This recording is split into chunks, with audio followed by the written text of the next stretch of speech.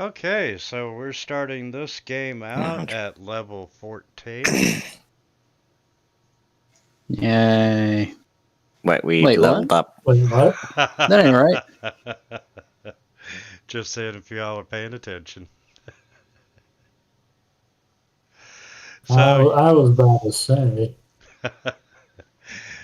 you all should be level 11, and if you need to take some time to finish leveling up or tweaking, you're welcome to.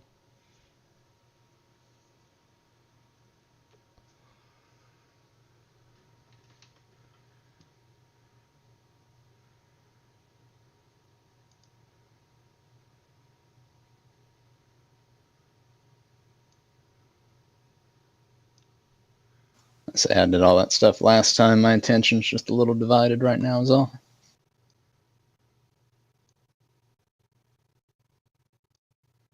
You're okay, we're used to you only being half here anyway. And hey, even if you're half here tonight, you're here more than Steph. Brutal. uh, you don't need electric in your bathroom, dude.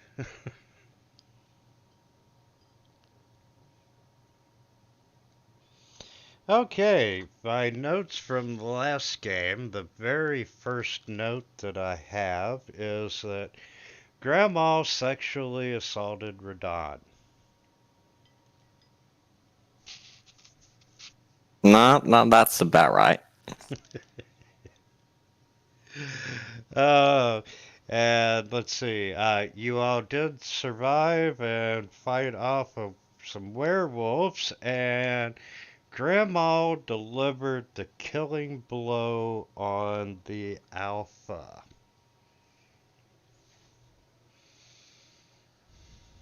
Wasn't that Radon? Uh, no, I think he did the majority of it, and then you come in and took the final kill. Because I wanted to make a note of Yeah, it. you bloody vulture.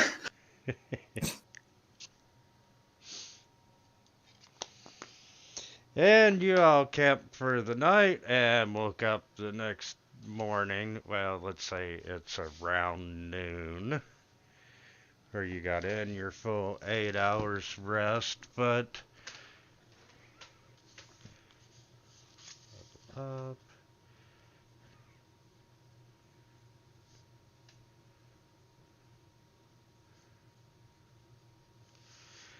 But you know, you had a more peaceful time. You know, you all are seasoned adventurers and used to camping out in very spooky woods. So, you know, it was just a typical night out, and other than wolves howling until daybreak, you know, you were not accosted anymore. And I'm going to throw up part of an environment map for you so you can see just exactly where you're at. The arrows are pointing toward the gate that you come through. You are headed west on the map. As the sun comes up, this is really a dismal place. Everything is pretty much drained to color. It's just gray, overcast. You know, you got light, but you truly can't see the sun. And you know, during the morning hours, the mist hung into the valleys before it eventually started evaporating away.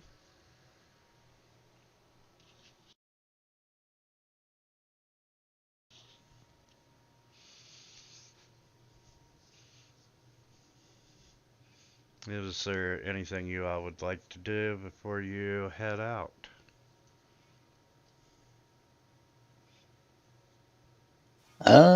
No, I think we're pretty well set.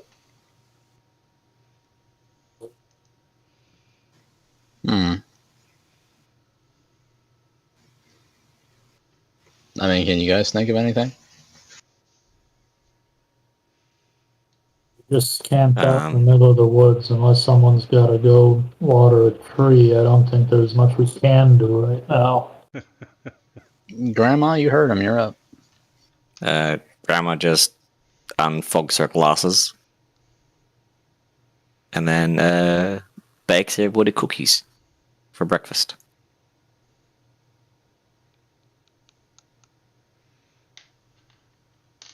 I can That's almost really I can almost imagine you dancing around the campfire and Snow White fashion with all the little birds and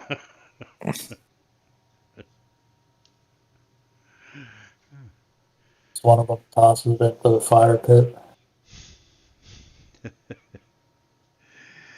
Okay, so yeah, really, your only two choices are to go back through the gate, which is zombie infested, or continue headed west down the old Slavic road. well. If we turn back, we can kill zombies forever and get unlimited XP.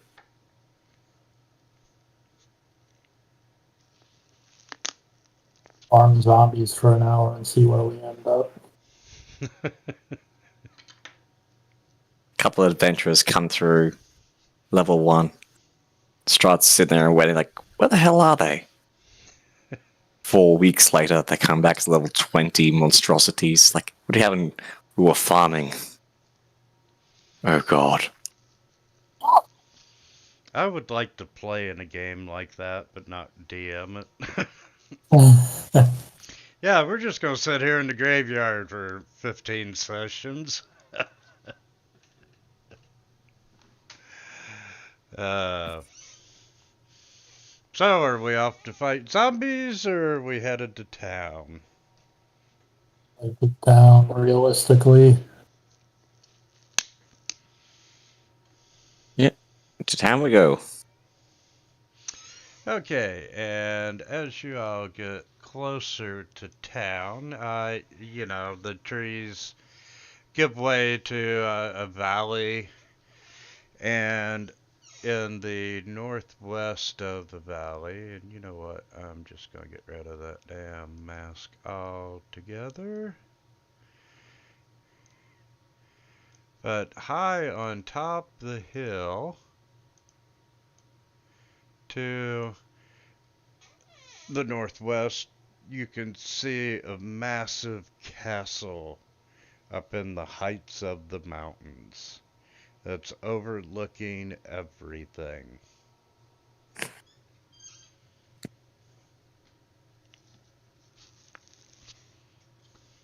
Hmm.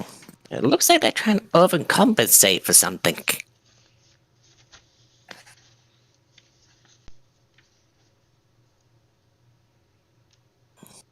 King Baker. And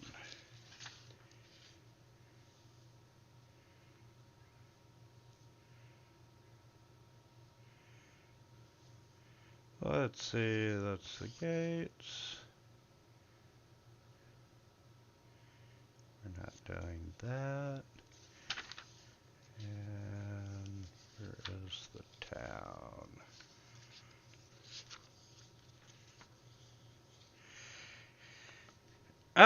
Yeah, eventually, as you're going down the road, you start seeing, tall shapes looming in the distance, and, the muddy ground underfoot, it gives way to these slick, wet cobblestones, and the closer you get, these tall shapes become recognizable as village dwellings. And the windows of each house are staring out from pools of blackness. Um, and to be the middle of the day, there is very little sound.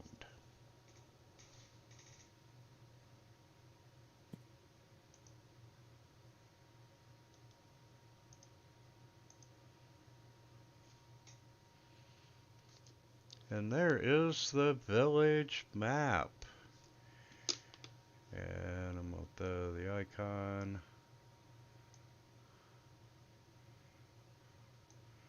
On there to show you which side of town you're coming from. And some of the buildings are abandoned. Others, the doors and the windows are all boarded up.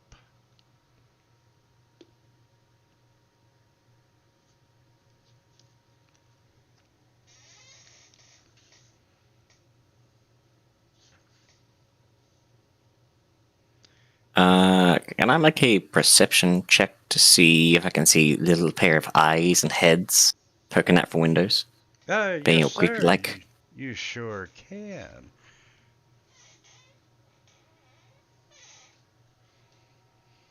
And yeah, you're looking really hard, but no, you're not seeing anyone peek out through cracks in the boards or through the abandoned houses where the windows are dark and not boarded up.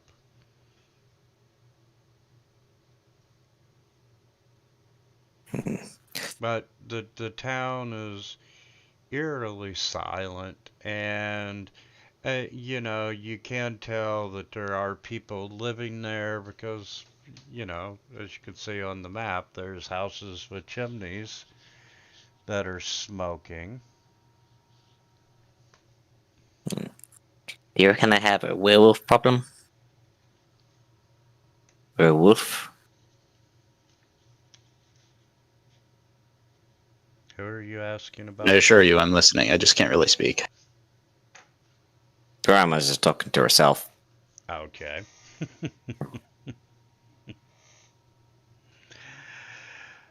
But yeah, town town is strangely quiet, as I said, especially in the middle of the day. Uh, Grandma will slowly, very, very slowly, toddle into the center of town.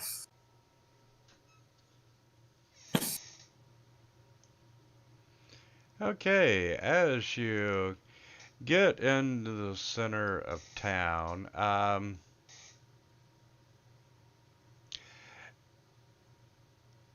you see this large building right there.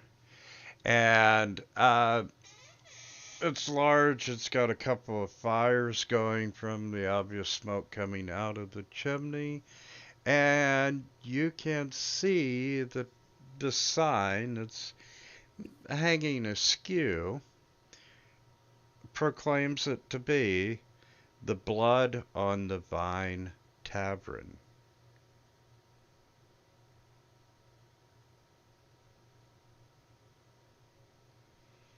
And you can see that, it was probably a nice tavern a few years ago, but it's grown shoddy.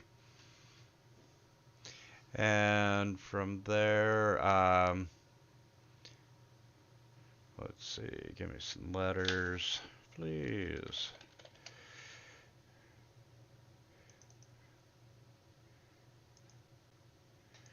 And I'm going to put a T on the map for the tavern. The M that you see up here is the mercantile. And you can see a sign hanging over it, Build Rath's Mercantile.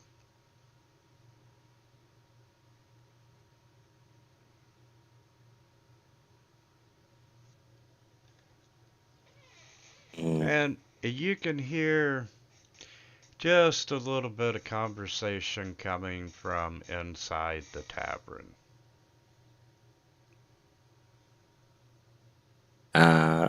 Grandma will start pushing Rodan forward towards the tavern. Ladies first. Open the door. Be a gentleman. Looking Well, at the bill at the tavern. You think they have real food?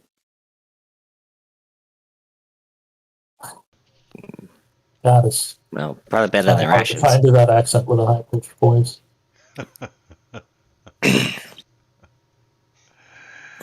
And Grandma, with your perception roll earlier, you do, as you're walking in the front door, you do notice something about the sign, and that one of the letters, an N, has been scratched over with the letter F. And the name of the tavern used to be Blood of the Vine. And now it's Blood on the Vine. But you walk in, and yeah, it used to be a nice place, just ragged and used. There's a blazing fire in the hearth that's giving some warmth to. There's a few people around. You see a bartender, and there's three men sitting together at a table playing cards. And Um, I'll shuffle my way to the bar. yeah, Hop up, and hop up as you on the stools. You're going. Yeah, as you're shuffling over, you see this pudgy little man. He's cleaning glasses one right after another. And as you sit down on the stool, you noticed as he gets to the end of the line, he pretty much just slides down and starts all over again. And, he just gives you a look as he's mindlessly cleaning, but really doesn't say anything to you. What's the strongest stuff you got? Poison, probably. Well, let's see. Pretty much, all we got's wine. Hmm. What's the oldest stuff you got? Um, Wine. wine made by the same guy. It's a local guy. Okay. She'll reach into a pocket, pull out a couple of silver, slide over the table. I take the bottle. Grandma's thirsty. And, he reaches out and quickly grabs your three silver pieces and does a pitcher of wine for you.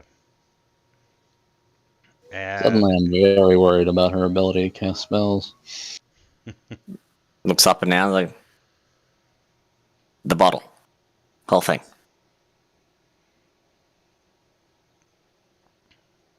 uh, Grandma yeah, hasn't had a drink for a while. yeah, he gave you the entire bottle. It was just in a pitcher. Um, That's as disgusting. she looks back, can I have 2 shot glasses? Uh, he looks annoyed and he stops cleaning his glasses and he reaches under the bar and hands you two shot glasses. Grandma fills the 2 shot glasses with a little bit of wine each and hands one to Radan and one to Atea. Your share. And then she begins just down the bottle. Radon just kind of looks at the glass and just makes a little disgusted noise before setting it aside. He looks at Grandma with serious concern. I haven't had a drink in a couple of weeks. Centuries. I'm not that old. So you say. And, Well, this place is dull.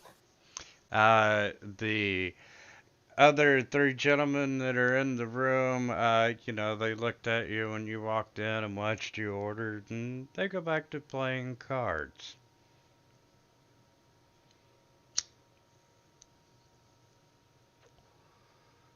It's not very lively, is it? I'm just happy not to get eaten by zombies. I bought the wine. Do you want to buy the room? Sure. I'll go ahead and chat up the barkeep about that.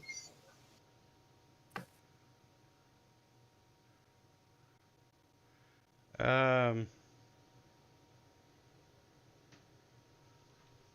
well, I never thought about it. I don't even think they put a hotel in this.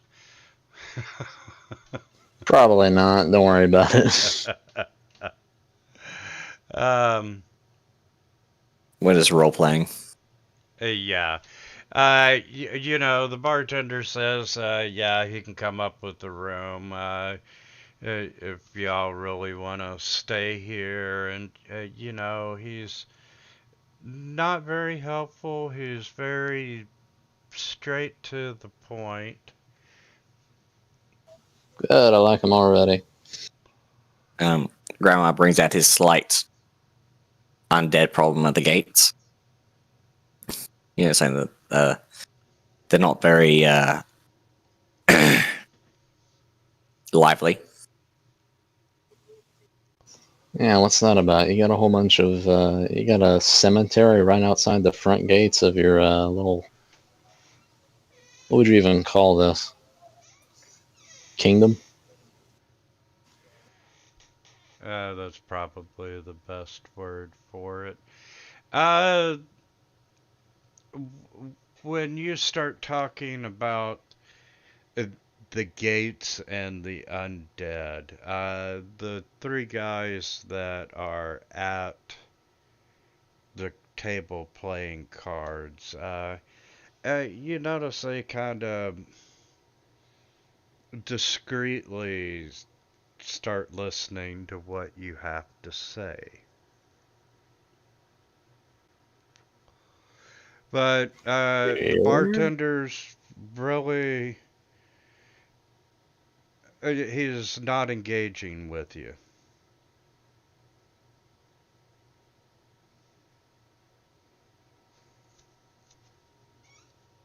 Morning. Well, this place is really dull. And one of the guys at the table, and they are dressed um, gypsy style. They look like Johnny Depp on any given day. Really? Because Grandma will give them a seductive wink.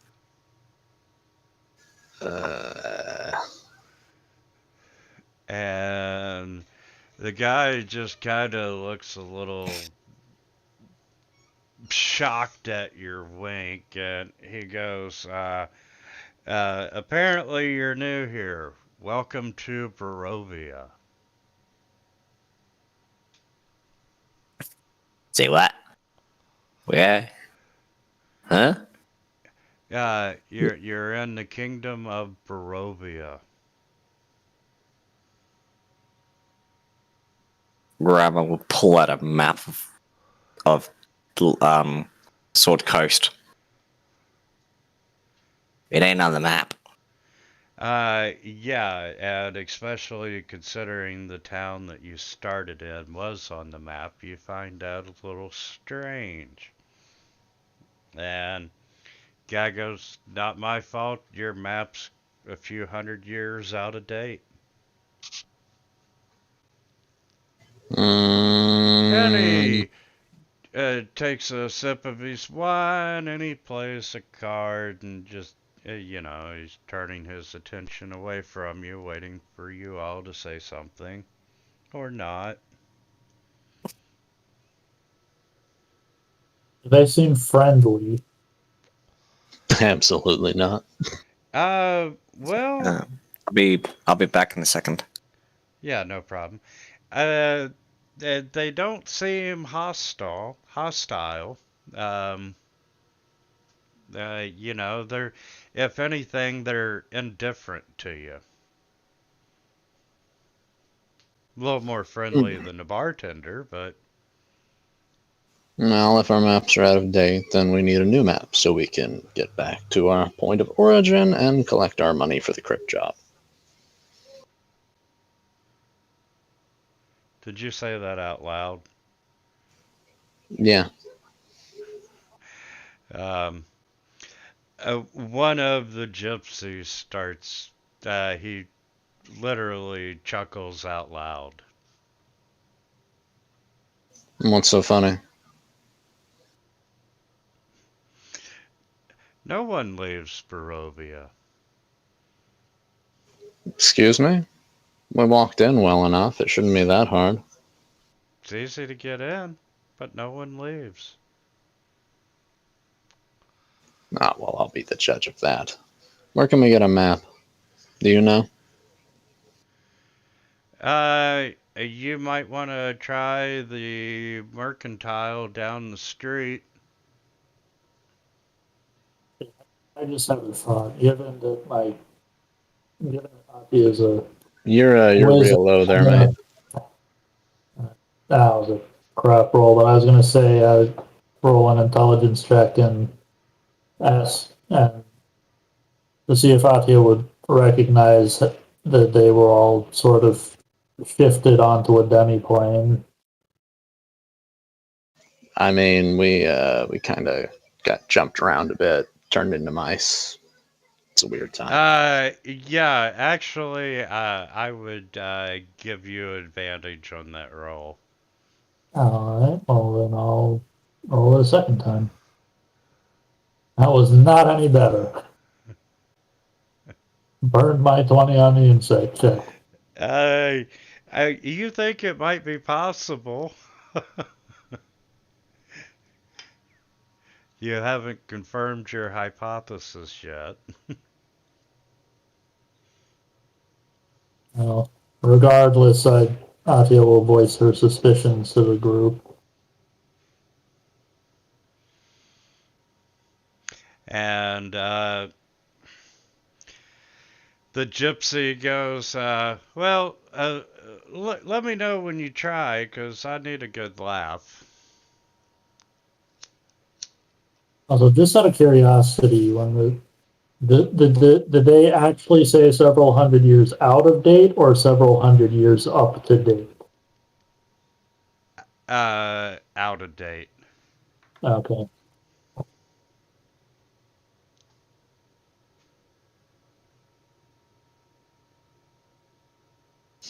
Well, this is a cheery place, isn't it? In any case, I guess we should check out that mercantile next. Grandma wakes up from a sudden nana nap. Hmm? We're gonna go get new map. Let's go. Where are you taking me? Away from you Strangers. all. We're going shopping. Yeah, I'm just doing a bit of shopping.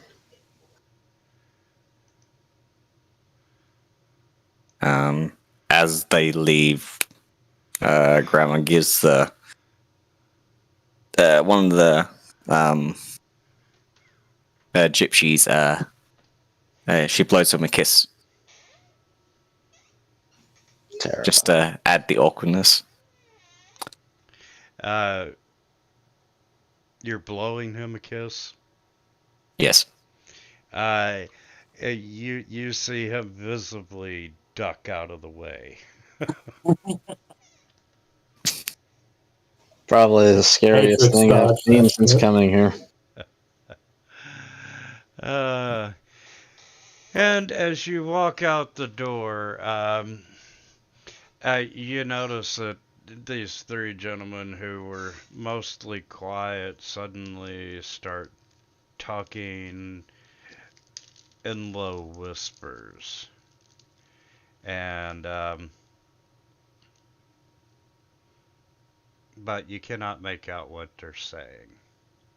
But you're pretty sure that it's about you. What do you think the odds are on us being ambushed later?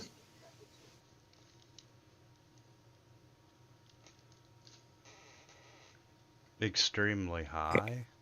Yeah, out of Can I character, roll? extremely high. In character, also extremely high, just because Ati is fucking scared of everything. Yeah. Can I roll a history check if I've heard of this Barovia before? You certainly can.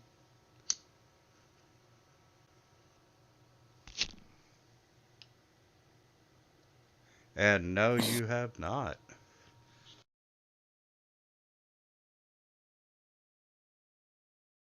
Where are we going?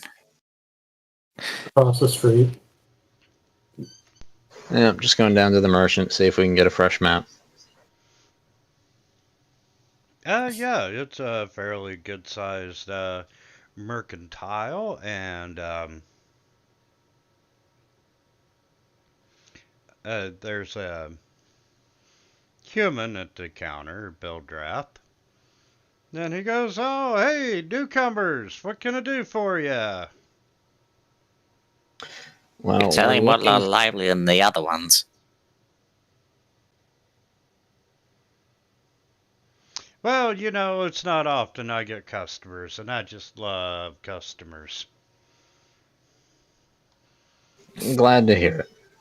Now, we're looking for a fresh map, because ours is apparently out of date. It says locals have told us that we're in Barovia, but we have no idea where that is. Oh, well, hey, and he whips out this map, and you can see that the map he has, or that he is showing you, is a map of Barovia. Nothing. You know, it's the same map that you all used to get here. Interesting. And Hmm. he's like, "Yeah, I can make you a really good deal on this. Only 25 gold pieces." It sounds fair, but this isn't the map we want. We want to know how to get from Barovia to other places. Left some cookies back at home. They're still in the oven. We have a job we need to collect on. Well, ma'am, I'm terribly sorry, but I think your cookies are going to be burnt because no one leaves Barovia. You haven't figured that out yet? You're the second person to say that. Why does no one leave Barovia? Um, the mist won't let you. The mist. Where is Barovia? Oh, look, there's Steph. A Well, Barovia is right here. Okay, but where is Barovia in relation to other places? Uh, and he's like, "Oh, we're at the midway point," and he lists off the names of two towns that you've never heard of. Radon is just he's reached up, he's kind of running a hand along his mask. No, I mean, where is Barovia as a nation in relation to other nations?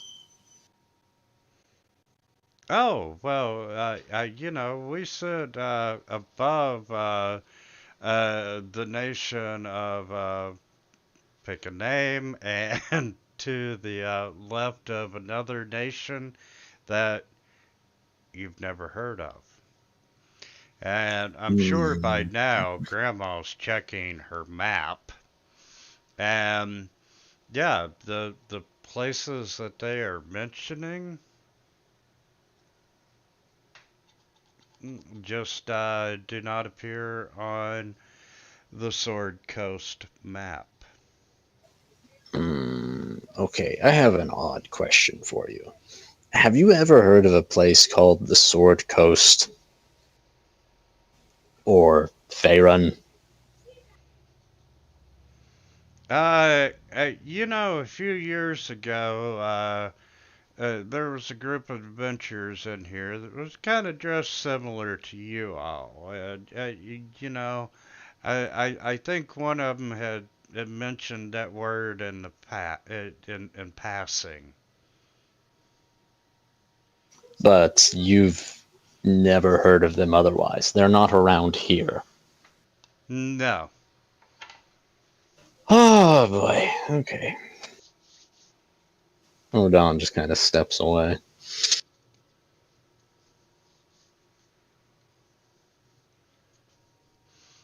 And he's like, uh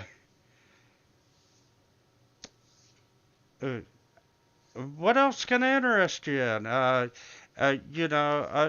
terribly sorry. I don't have any maps outside of Barovia because, well, no one leaves Barovia except maybe That's except the Vistani, but they're allowed to. Vistani. Wait, what do you mean they're allowed to? What's a Vistani? Why are they allowed to leave? The Vistani are the gypsies, Damn gypsies. That's and racist. he's like, the master allows it. Ah, you mean that's a pretty big castle up on the hill. Yes, that belongs to the master. His I think he's master overcompensating. of all of Barovia. Well, I've heard many words used to describe the Count before, but overcompensating has never been one of them. You say that he allows them to leave, and that the mist is what keeps people here. So this count controls the mist? No one's really sure, and with the gypsies, I've got to say I personally have never heard one say that they left, but they appear with goods from that are not locally made. And, Hmm, pretty much the gypsies are our only trade route. If they interesting. if they have a deal worked out with the master, I don't know, but they're the only ones that may have ever left. Do you know where we can find some of these gypsies?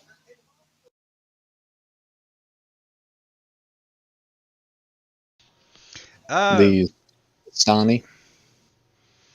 well, yeah, they own a bar just up the street, and the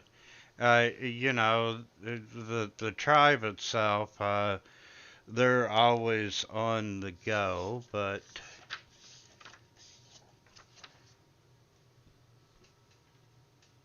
I I heard them see. talking that. Let me find my map.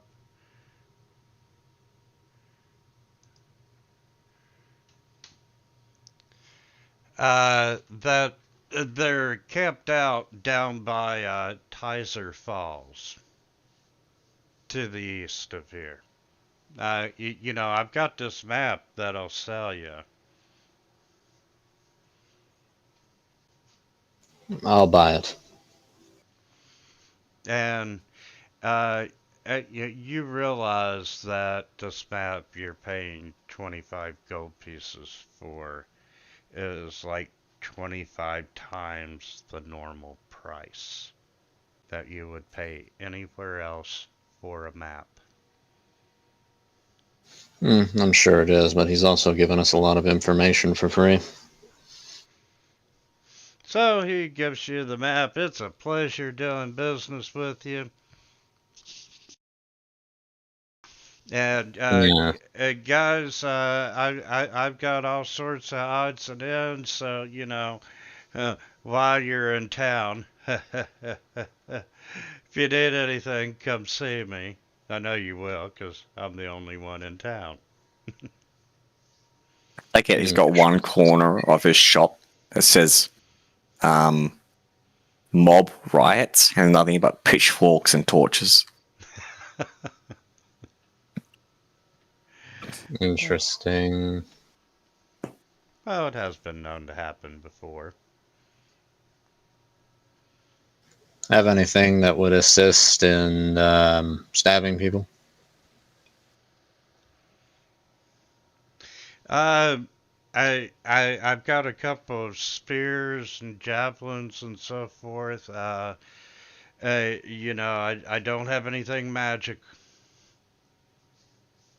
I see. All right. Thank you for your time. And Radon will go ahead and leave the store. Okay. As you leave the store, you see a couple of villagers on the street, and they are very quiet. They are very methodical in their movements, and they're doing their best to stay out of your way and not interact with you. Why do I feel like we've been marked for death?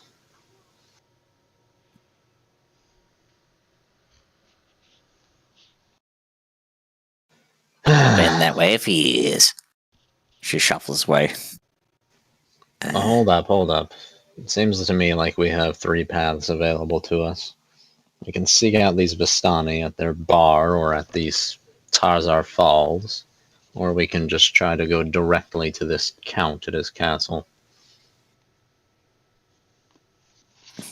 Well, the count sounds like a douche. And the bar sounds fun. Back to the bar then. Or you could try just to leave Barovia altogether. I'd say that's a choice I class plane shift. Wait, what? Oh, it's funny. Nothing happens.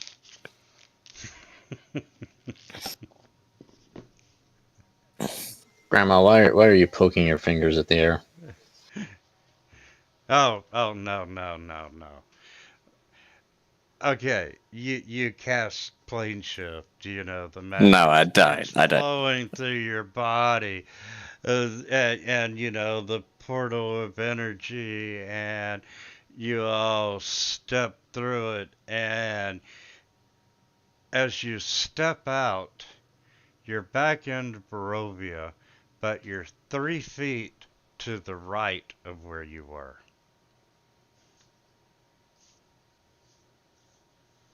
Grandma looks back at the party. The fun thing is, I didn't even know that spell.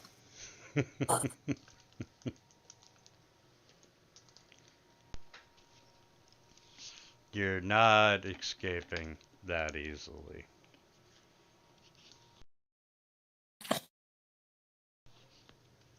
So, if you decide to try and leave and see if the no one leaves Barovia theory is correct, uh, you know, you'll be camping out in the woods. Because it's a few miles there and back. What do you all think? I'm in favor of going to see the gypsies. No harm. Might as well. So, back to the bar? I The suppose gypsies. so. And, as you walk in, the gypsy looks up at you and he's like, wow, yeah, you can't even leave the bar, let alone Barovia, and starts laughing, and the other gypsies with him are laughing. Cute. Now, I've heard from others in town that there have been other groups that have come through here. How have they left?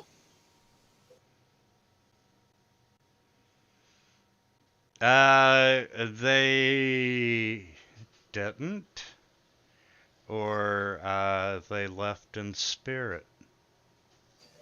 What do you mean? What happens to them? Barovia is a dangerous place.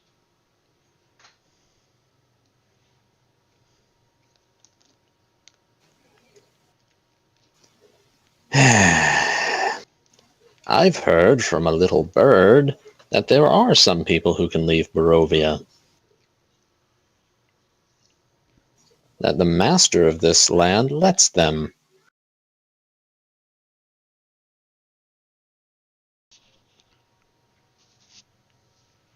He kind of grins, and I don't know who you would be talking about.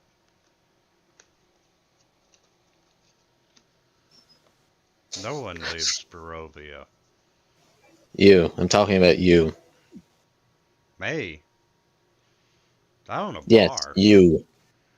I own a bar. You're a I Vistani, aren't you? am proud of it. Yes, and I've heard tell that your people's caravans trade in goods that are not from around here. Yes, we do some trading. Like I said, I own a bar. I settled down and I don't go on the road anymore. I don't know where they get their stuff. And if you don't know, who would?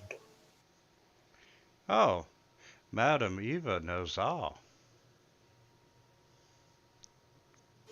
I'm going to assume that's some kind of elder of yours. Where can we find her? Oh yes, she is our leader, and uh, why do you want her? So we can ask her how to leave Barovia.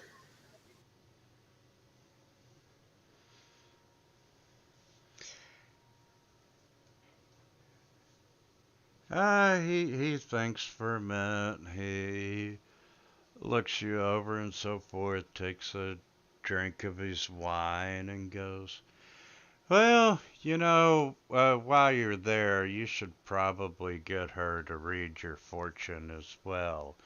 But if you take the road east out of town, it'll take you down to a bridge over the river. You'll see and hear the waterfall at a distance, and they're camped out down there. Tazar Falls. Yep. Okay. Thank you for your time. And I guess we'll go ahead and leave the bar and head back out into town. And once again, there is very little activity on the street.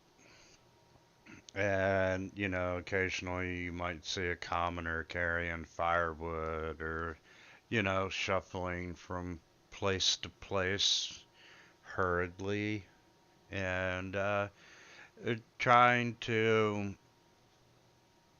not interacting with you at all.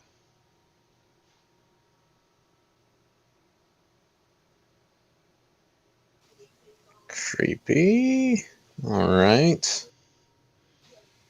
I guess we'll go ahead and get on the road then.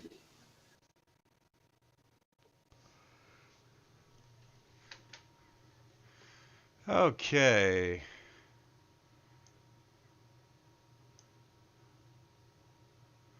My apology. It's at the Tizer Pool, not the Tizer Falls.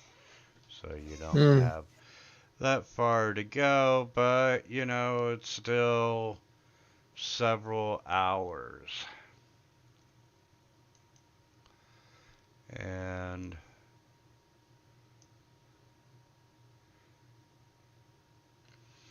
uh, as you're walking down the road, it gradually disappears and is replaced by a twisted, muddy path through the trees.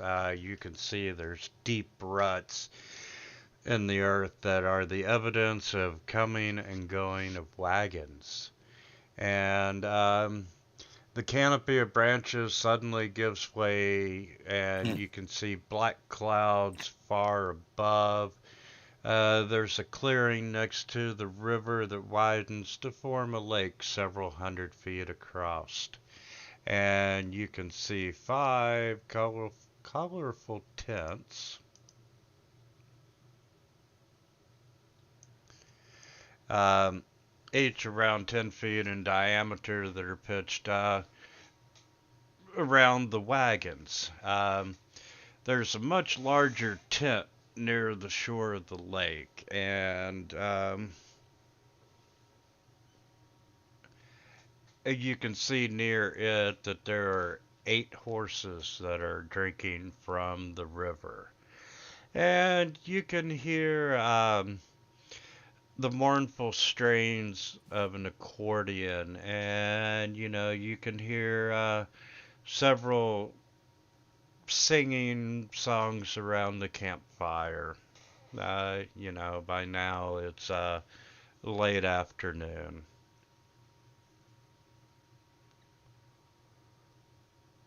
Yeah.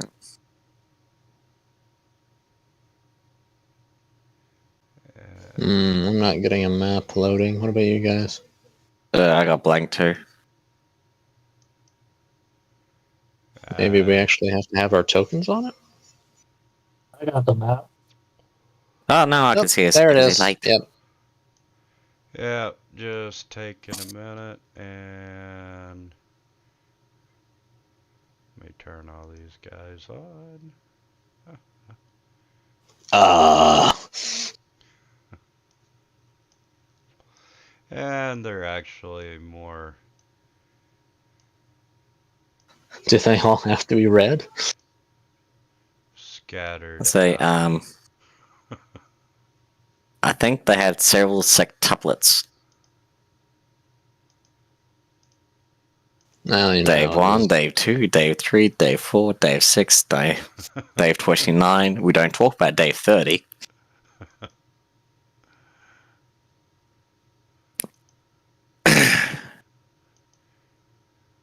Wow, even the draft horses were red.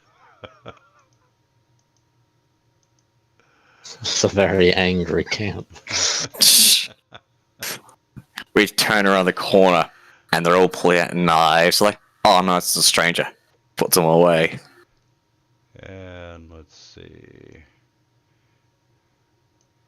Zoom out on this map. You all are up here.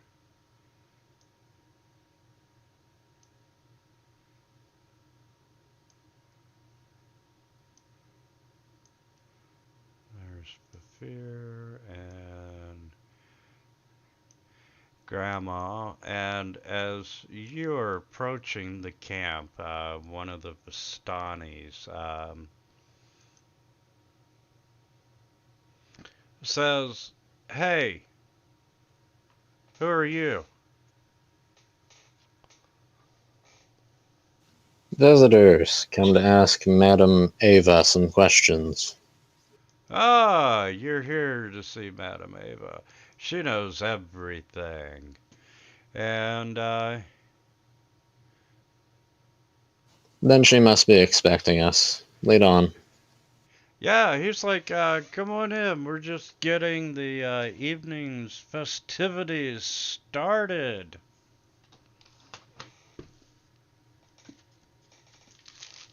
Well, at least you're more lively than anybody else in town. Oh, we're a proud people, and we enjoy having fun.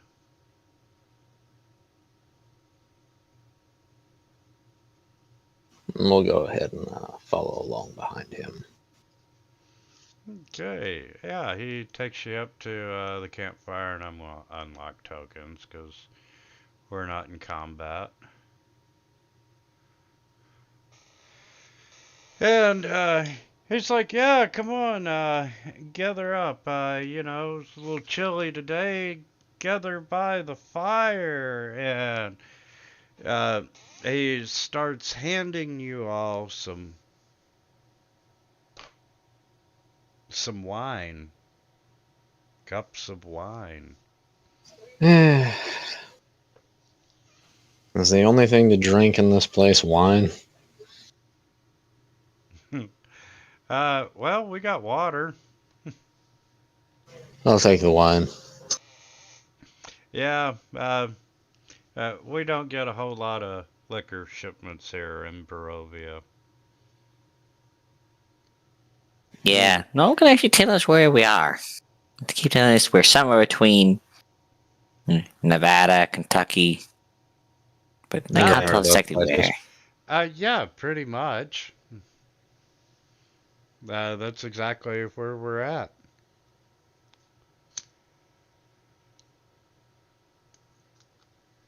Um, And by now, the food that they're cooking over the fire is starting to smell delicious. And, it's,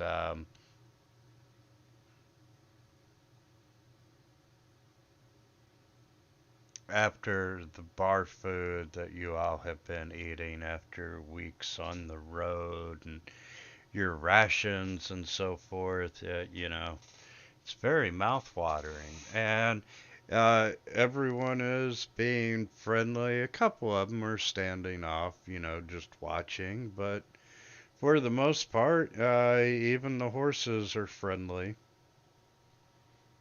For now. But well, we'll we bring could up just the murder Hobo the entire campaign. just bring up the reason we came here to start with and ask about Madame Ava again. Yeah, I'll take you to see Madame Ava here in a little bit. And as she's in her tent. And,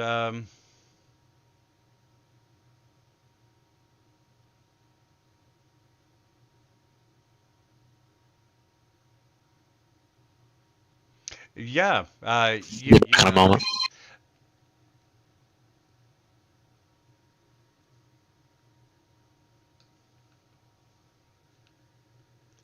we'll give him a moment. Well,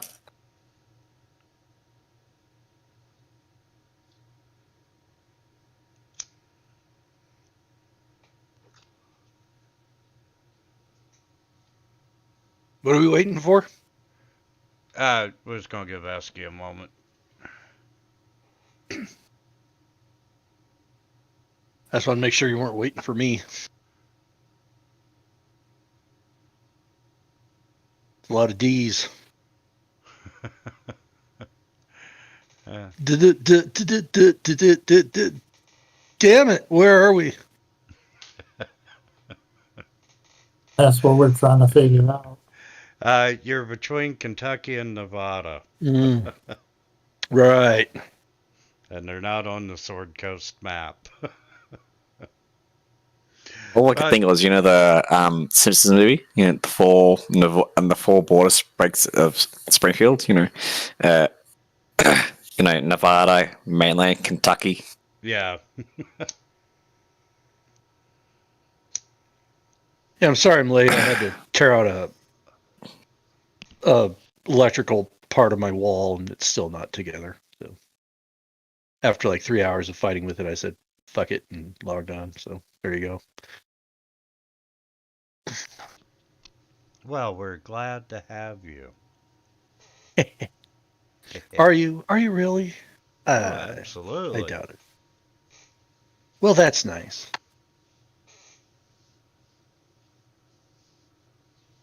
So, Anyway, the food smells delicious, and they're not shy and offering to feed you, and you can see that they are eating the same food that they're offering you. They're drinking the same wine. Um, it's not that they're secretly trying to get you drunk, but just being friendly and hospitable.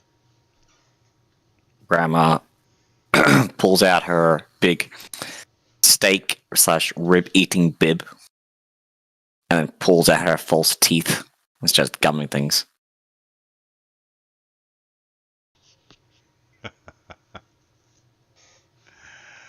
And, by now, some of the Vistani are definitely in the party mood and so forth. And, they're singing and they're telling tales around the campfires. It's getting darker. And one of the tales that they say is this mighty wizard come to the land over a year ago. And I can remember him like it was yesterday. He stood exactly where you're standing. A very charismatic man he was. He thought that he could rally the people of Barovia against the devil Strahd.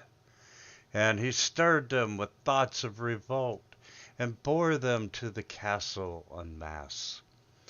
When the vampire appeared, the wizard's peasant army fled in terror.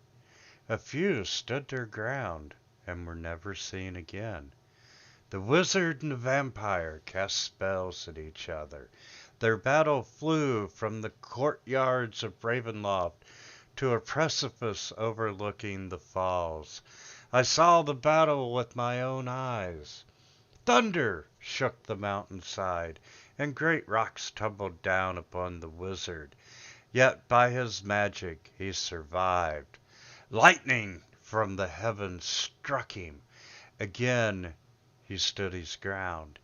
But when the devil Strahd fell upon him, the wizard's magic couldn't save him. I saw him thrown 1,000 feet to his death. I climbed down to the river to search for the wizard's body to see if, he had anything of value. But the river had already spirited him away.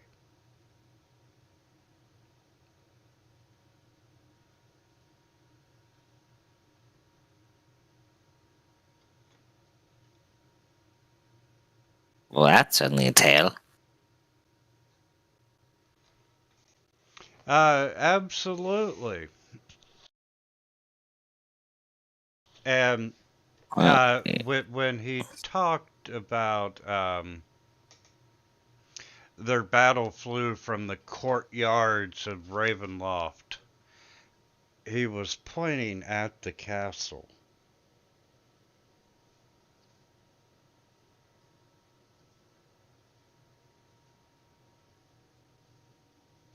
Anya very nervously asks who Strahd is, because I don't think anybody has mentioned that name before this moment. Oh, Strahd, he's the master of the realm.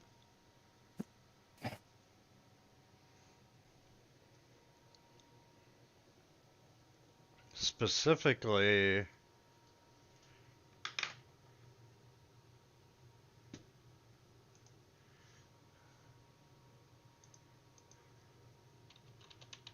Specifically, um, Count Strahd von Zarovich. well, I think you've done a pretty shitty job. Yeah, this place is worse than a funeral.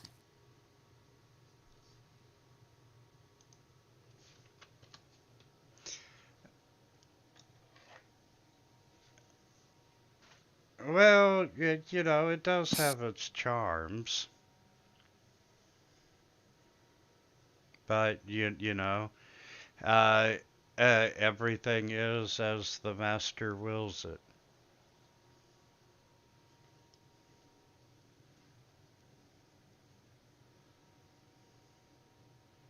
And just to make sure, um, the second paragraph, when the vampire appeared, the wizard's peasant army fled in terror.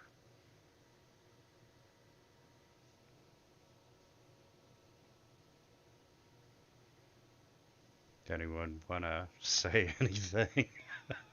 Uh, Well, no one actually likes him. I guess you will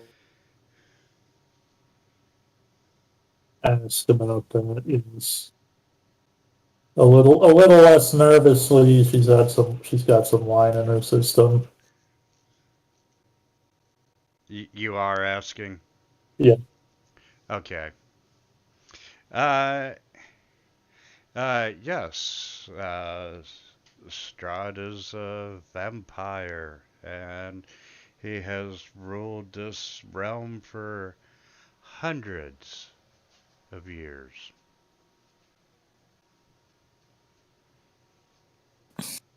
You know, if it's working for him, maybe we should just go. Just saying. I'll throw that out there. Seems like he's got a thing going on. Everybody's happy, so Well, that's what we're trying to do. And And everybody keeps telling us that nobody leaves Barovia. yeah, the oh, gypsy laughs because no one leaves Barovia. hmm. I think very few people leave Barovia. You guys can. First, We've been led to believe that you guys seem to be able to, or seem to be allowed to leave, whatever that. or maybe know how to at least. From time to time, don't tell any of the townsfolk this, but you know, the the count does allow us to I'm leave back. to acquire certain items. Esky, you need to read the big block of text in the chat. That was a story that one of the Vistani just told. Cool.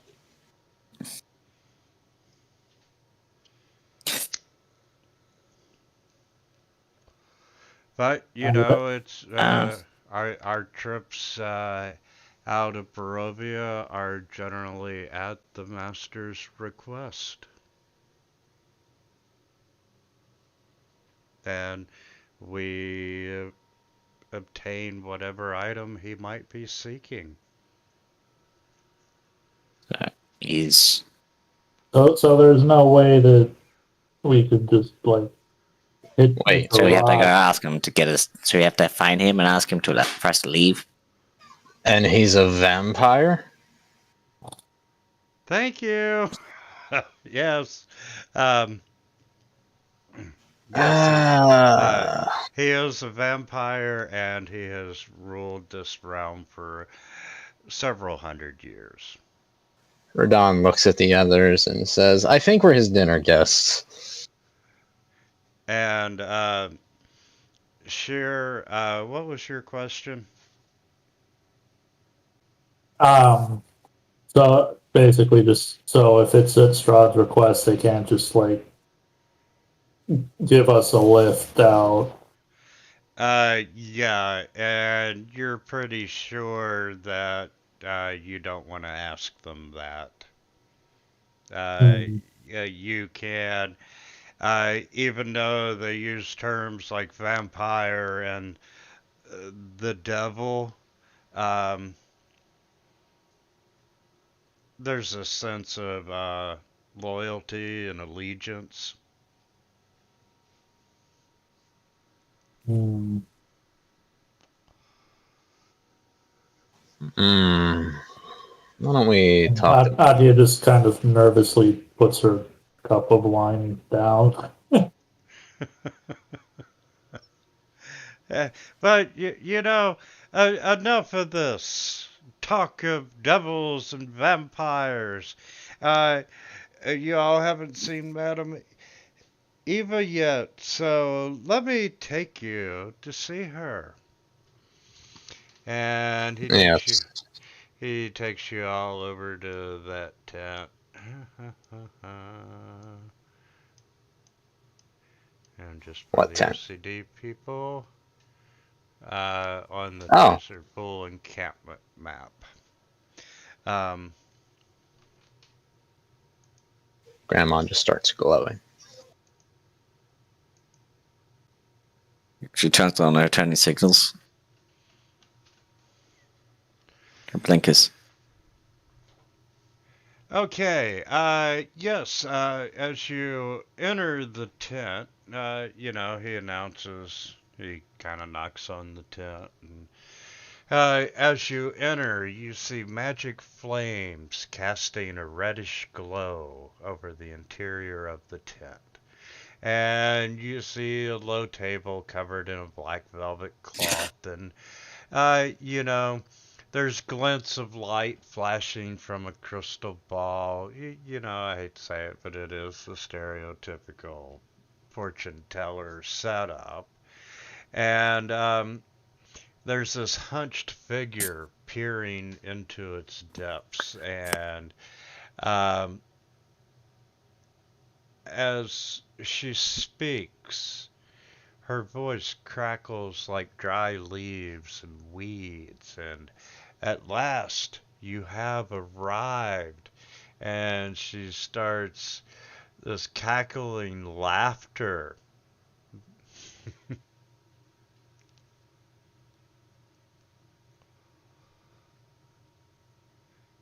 And so, yeah, she's just sitting there cackling, laughing at you all. What are you doing? Hi. Just kind of boogie on into the tent. I told them that you were come. You are expected. We were told you know all. Yes, and she goes about and looks at each one of you from her position, and she calls you by name. Yes, Radon, you know, your exploit in killing the Hound of the Baskervilles is known to me. And she continues I got calling, AFK for a minute. no problem. She calls each one of you by name and references an event in your past, like she was present when it happened. Suddenly, all of our characters know Grandma's real name.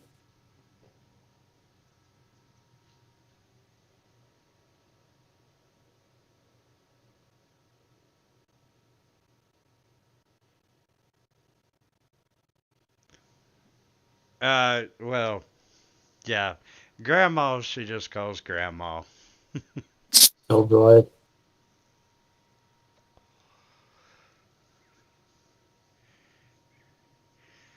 And, She taps Varroth on the back, saying, "Next time."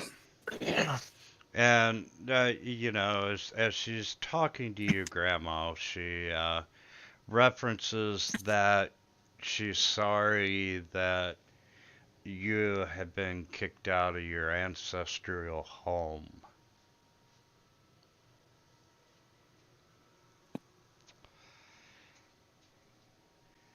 and banished, exiled from the home that you loved so much.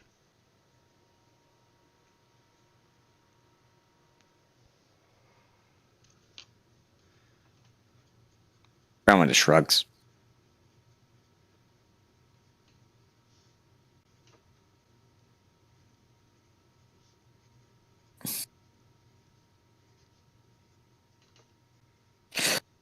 And with that, she's like, shall I read your fortunes?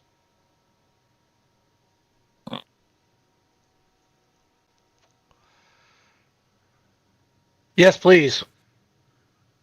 Read that fortune.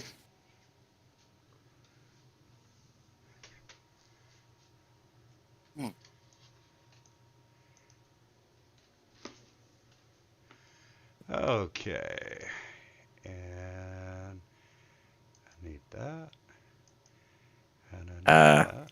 Grandma whispers to Atia.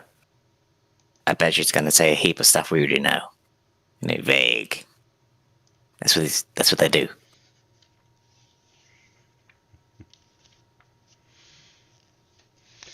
And if y'all don't He care. doesn't really respond to that. Yeah, she just looks at Grandma annoyingly. This is all unfamiliar to her. And if y'all don't care, we're gonna wait till Esky gets back for the card reading. Okay. Just so we don't have to go over it again.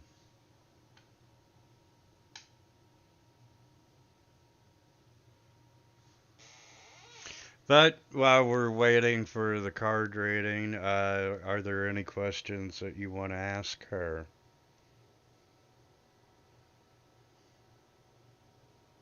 Um,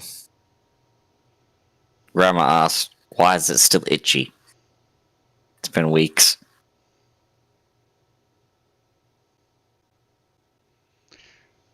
And she looks at you, and this lady looks a whole lot older than you.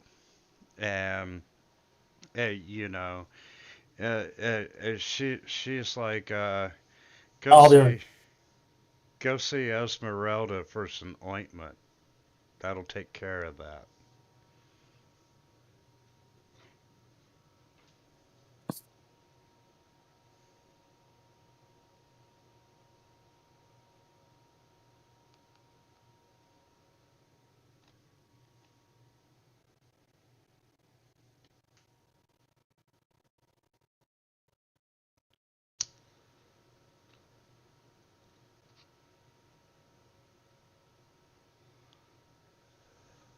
So, for those of you all who have not played Curse of Strahd, um, in the beginning it started out as Ravenloft, and back in the day, it was the first time that we had, isometric maps, and it was the coolest thing, and it encompassed the castle.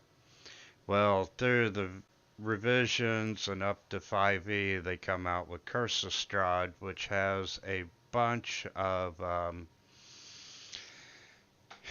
different locations, and let's just call them what they are, side adventures. Um, but to keep everyone's game being different, it all comes down to this card reading. And where certain treasures are hidden are, it's all up to the cards and so forth.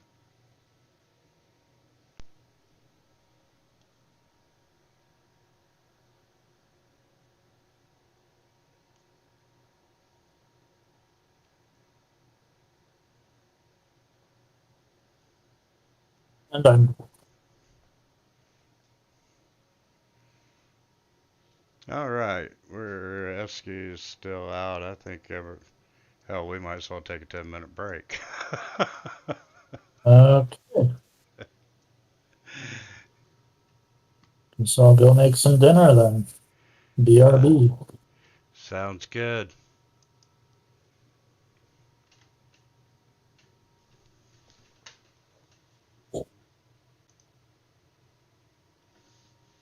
I'm back.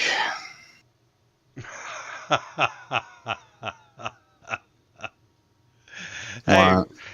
we're gonna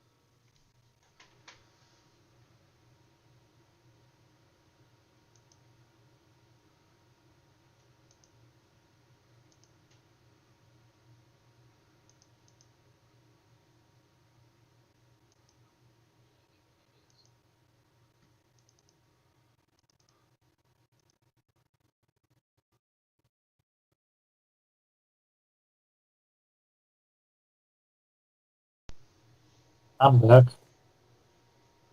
Hello. Hello. All right, down to 2 now.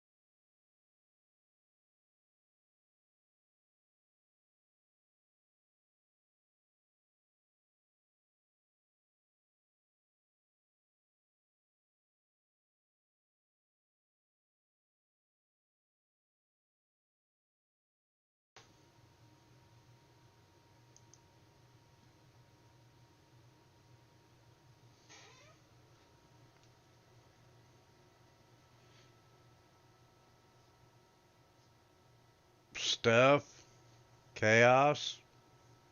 I'm here. They're taking a nap. Steph never left. Ah, just quiet. Yeah. Hmm. So we're just waiting on Chaos then, damn it. I'm here. All right. Are you sure? 50-50.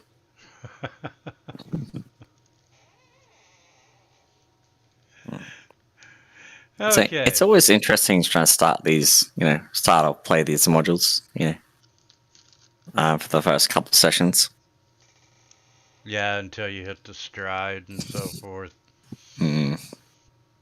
So, yeah, she takes the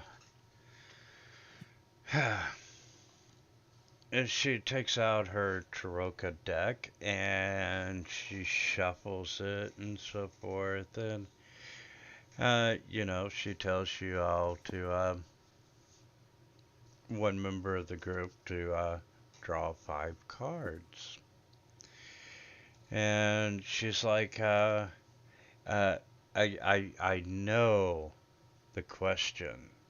You are looking for a way to leave Barovia, and the cards hold the answer.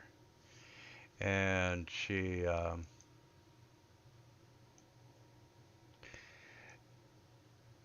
flips over the first card, and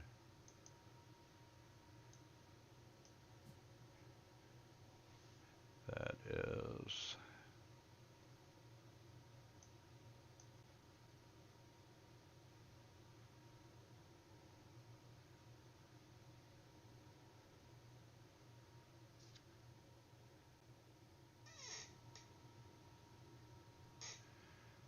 damn it,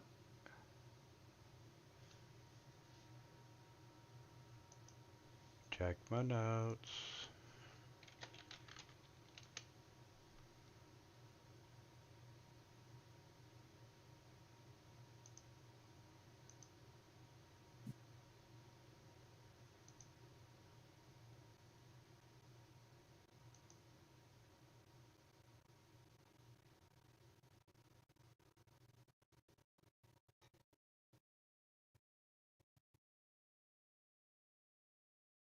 Okay.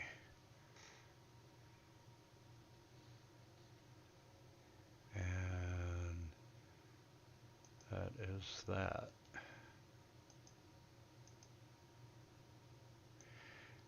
She flips over the first card and she says, this card tells of history. Knowledge of the ancient will better help you understand your enemy. And give me just a second. Cheery. That's the link that I'm looking for.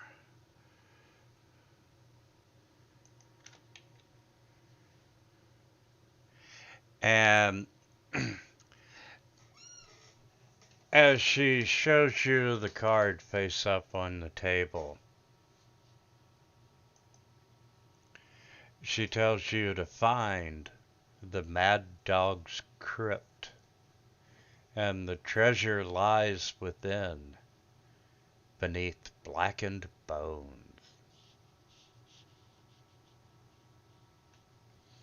But this card tells of history. I'll put that in the chat for anyone keeping notes.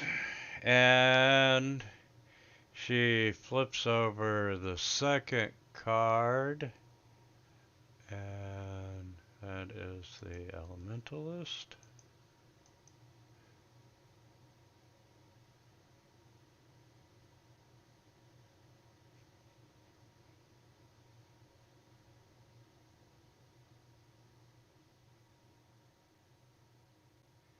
And she says, this card tells of a powerful force for good and protection, a holy symbol of great hope. And as she shows you the Elementalist card, she says, the treasure is hidden in a small castle beneath a mountain, guarded by amber giants.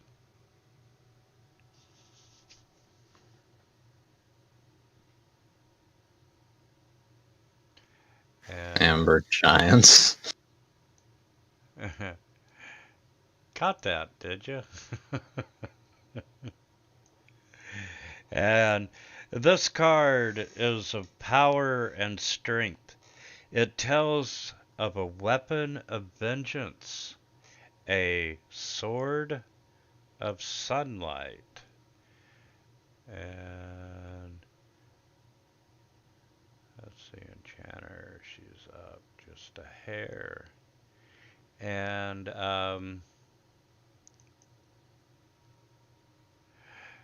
as she shows you the Enchanter card, I see a kneeling woman, a rose of great beauty plucked too soon. The master of the marsh knows of whom I speak.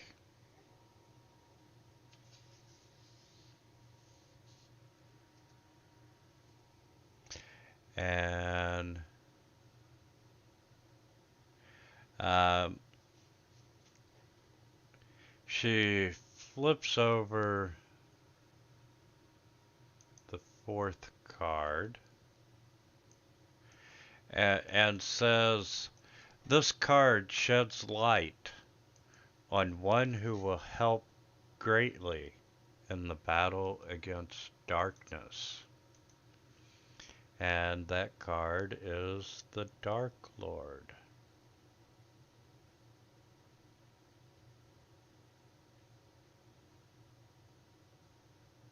I indexed everything except the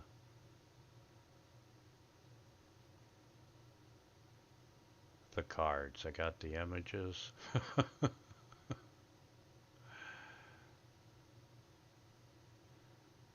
And that's spades. Clubs. Dark Lord.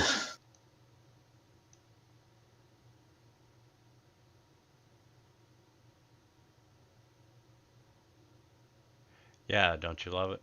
And I need a King of Swords.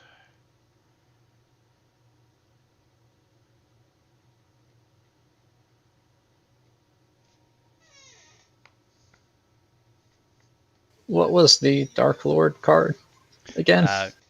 I'm looking for the description.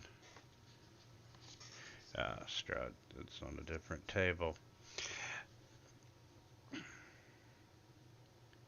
And um, she says, Link Strahd's enemy.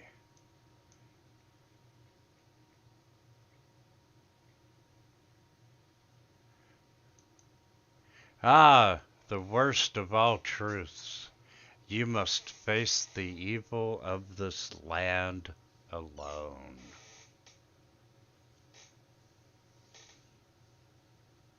I don't think I And like this card.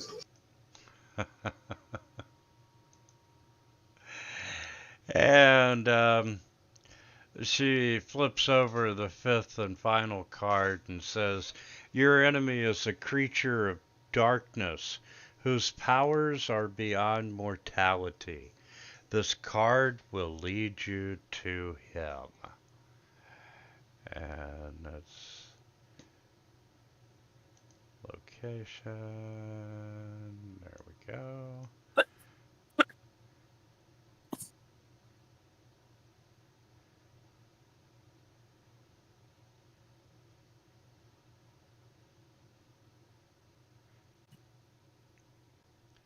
And yes, that's the right card. And as she shows you the card, she says, um,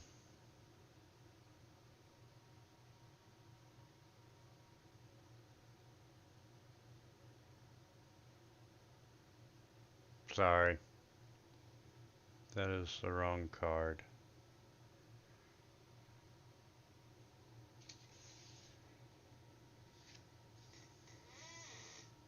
Can we trade that one for the Dark Lord one?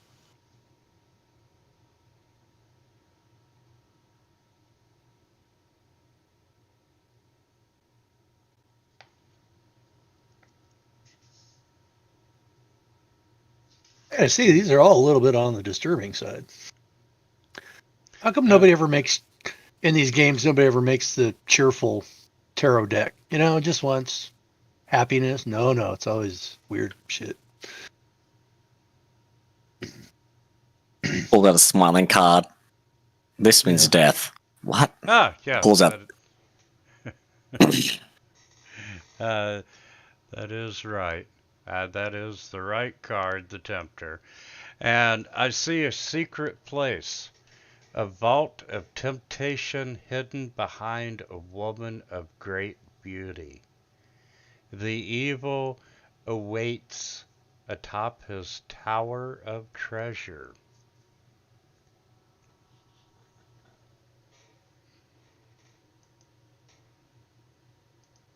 All right.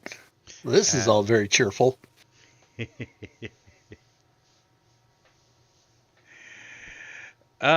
so Madam Eva is like, that is all I can divine from the cards for you I, for a week. I believe you have done plenty. Thank you. And Radon picks up the Dark Lord card. Can we trade this one back? Can you switch them out for us? She's like, I'm sorry. The fates do not work that way. Yeah, I was afraid of that.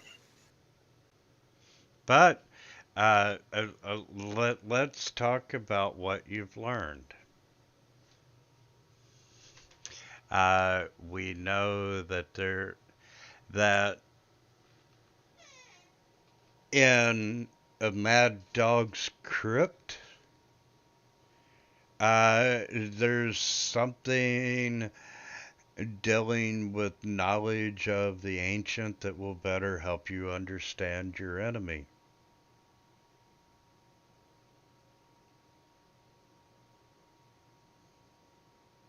Seems pretty straightforward. How many crypts could there be in a land full of horrors?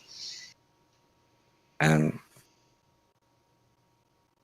Don't Grandma answer. pulls out the mat that we bought. Apparently, everything within here. Apparently, we can't go that far.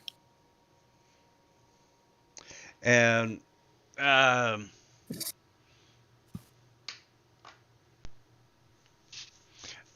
I'm gonna give you a little help on that one when she's talking about finding the Mad Dog's crypt. Um, she kind of insinuates, just from her describing it, that it's probably in the castle. The castle with the evil vampire lord in it. Yes, that would be the castle. That is correct. Okay, so we'll leave that one for last. It'd be nice if there was like a starter castle somewhere we could work our way through. And Oh, there is a small castle beneath a mountain guarded by amber giants. It's like At that there's point, the- we're going to make a character. that Make a character called apparently, Mario. contains you know, a holy symbol of great hope.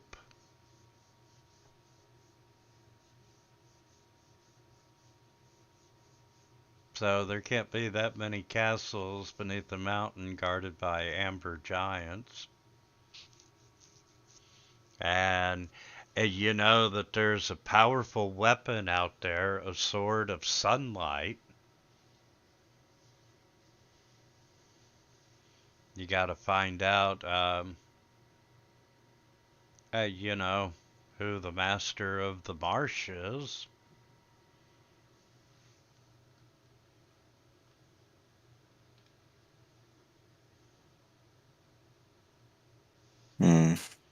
Where to And start? of course, you uh, have no allies fated for you.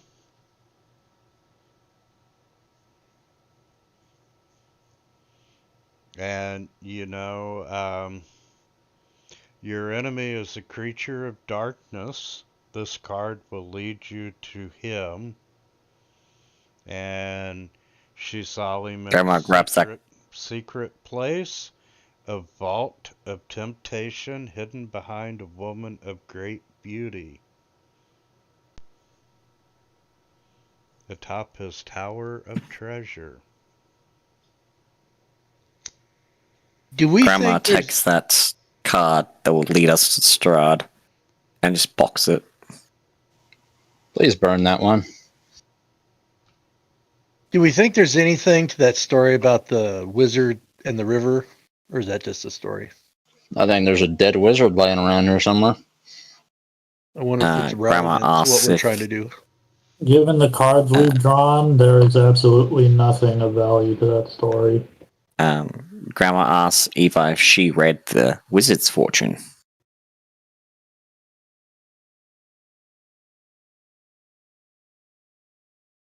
Yes, I did. And what I told him is what come to pass. He was going to get thrown 1,000 feet down, killed, and thrown in a river. The cards were not specific. The outcome was.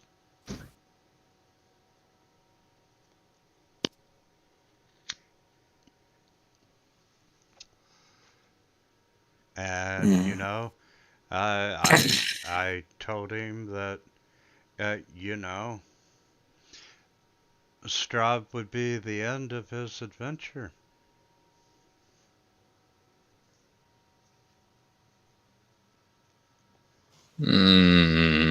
Cherry.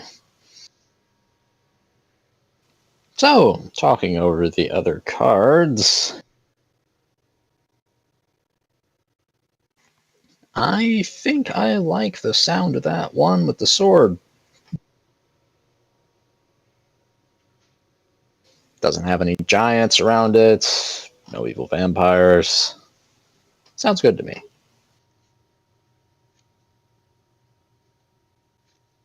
Lead the way. I don't know where to go.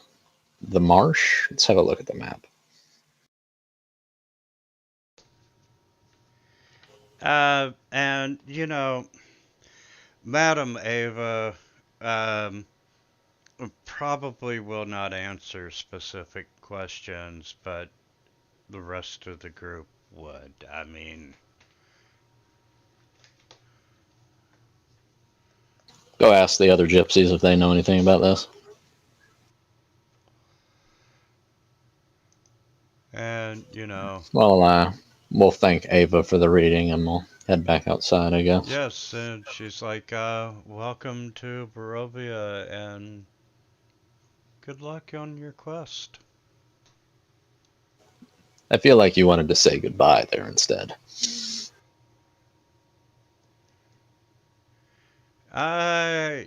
Your outcome is not set in stone yet, or I would have seen it in the cards.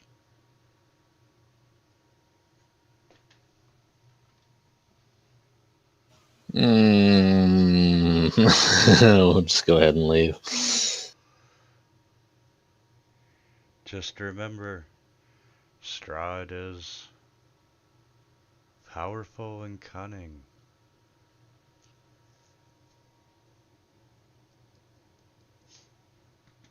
We could just keep everything head straight to him. That seems kind of boring, doesn't Mm. it? Personally, I want to drag out my last few hours of life as long as I can.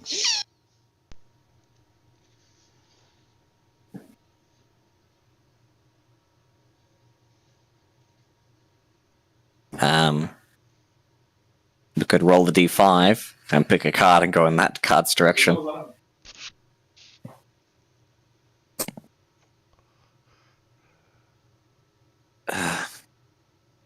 It's I really hard to pick directions when you got no idea really where we're going. Yeah, we should talk to the others, get some directions, see if they can help us sort out what we've learned. Yep, let's go for the sword first. okay. I close a few windows. Keep that one open. That goes. That goes. Let the cold breeze in.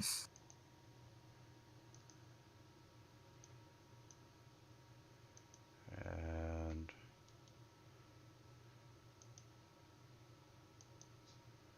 we're going to that map.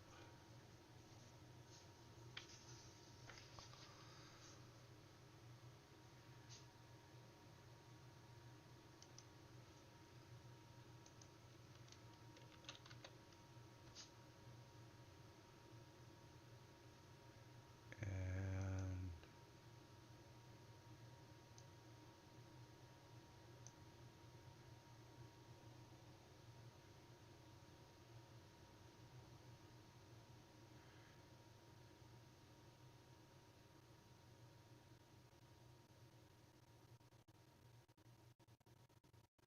where the hell are you going?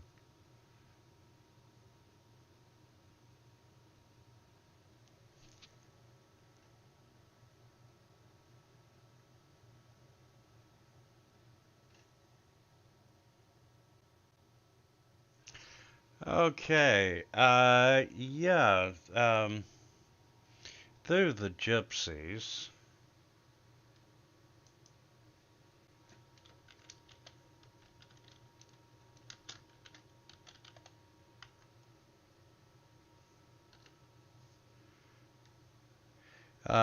The marsh is in an area called or known as Berez, and I'll give you a little bit of history and lore on it. Assets.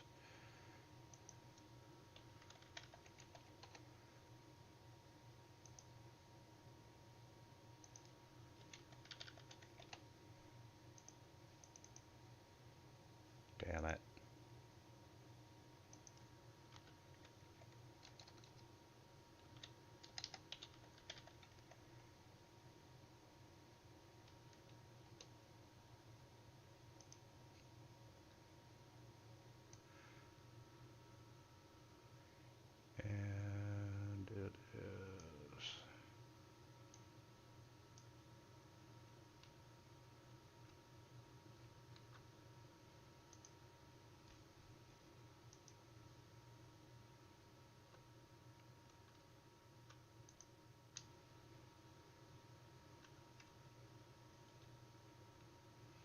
Hello?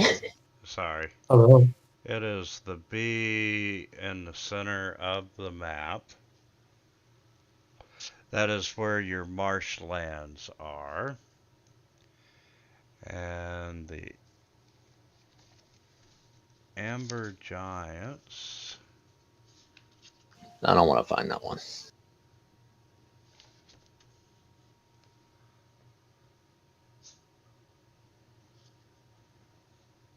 Are where? Well, if they're amber giants, we might be able to make dinosaurs out of them. It's got recreate Jurassic Park in the middle of Barovia. I don't think that's how that works.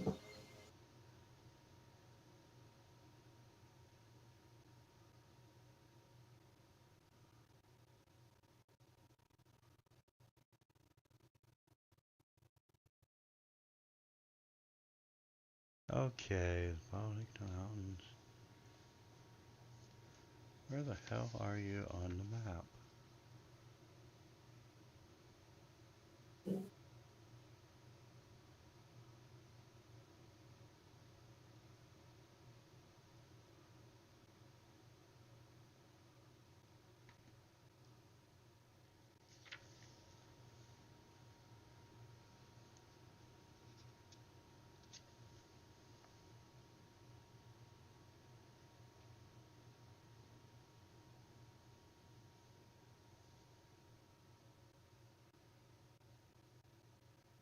That's not it, that's not it. That's Crossroads, that's Perez. That's Balaki, that's the lake.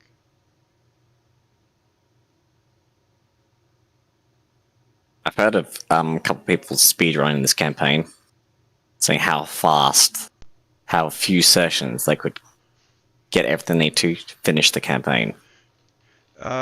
Yeah, and there's a lot out there about,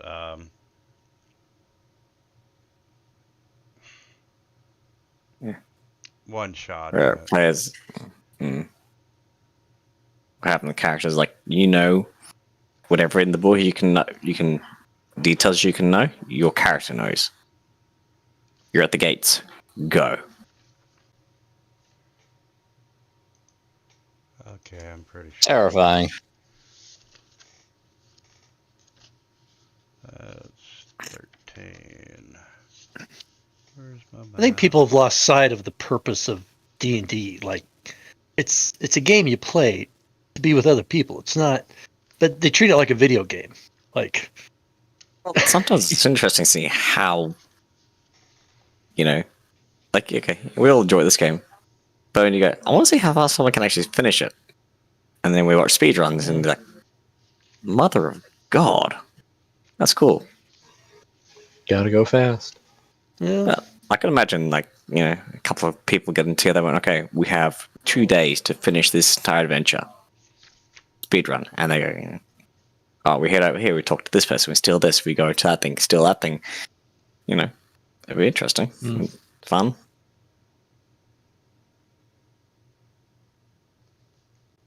Okay, there is not a fucking X on this map. Make a new one. What are you looking for? The Amber Temple. Ah, found it. Oh, Finally. And the Amber Temple is south of Perez.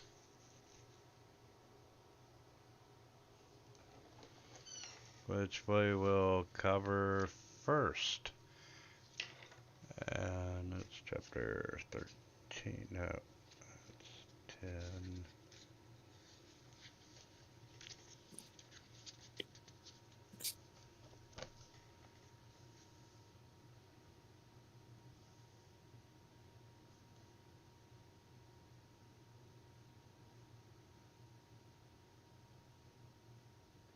Okay, yeah, inquiring with the Bastani outside who are still extremely friendly and once again absolutely no signs of hostility. Yeah,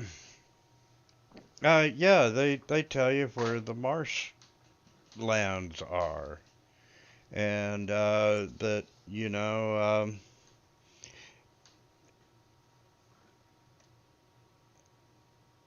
there was a long time ago. There was a peasant from Berez named Marina, and Strahd met her on the shore of this river, and Strahd fell in love with her. He became obsessed with her. And, one night he seduced her in the dead of the night and he feasted on the blood. And, but before she could be turned into a vampire, the local burgomaster and the local priest killed the girl to save her soul from damnation. And enraged, Strahd killed him.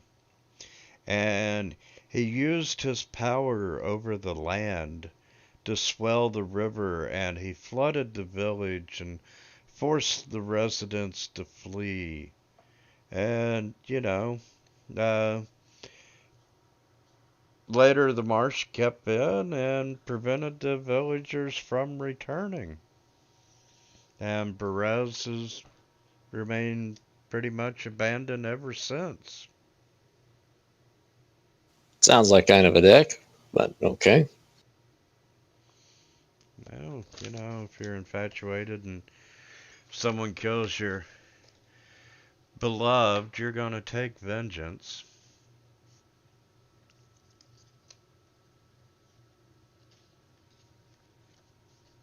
I mean, I'd probably be more sympathetic if he hadn't kidnapped me. You know what we got to do is everywhere we go, we should leave like graffiti. Like if we're out in the march, we should spray paint on the side of a tree. Strahd's a tool. Stuff like that. Just around the Barovia in general. He'll find An us. ass. Yeah. I mean, they don't have spray paint, but I'm sure there's some sort of medieval equivalent. We just carve it into trees with a dagger. Um, Strahd's a uh, tool. uh, only Strahd likes his. sheep. Strahd likes donkeys. Anyway, after a while, he'd find us, be like, "What the hell?" Be like, "Yeah, well, Oh, the old lady said we'd meet like this." And the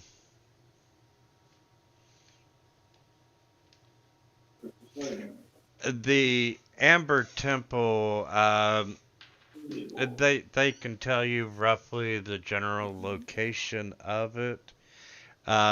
They don't know a whole lot of history behind it, um, except it was supposedly built by mages and contains evil lore.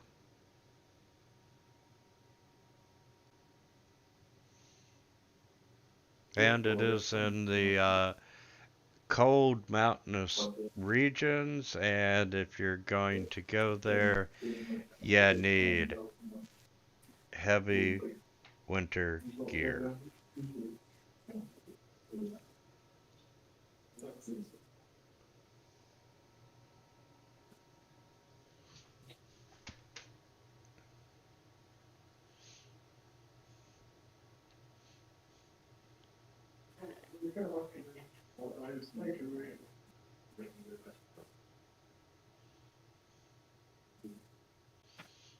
We'll have to go back to town and buy some.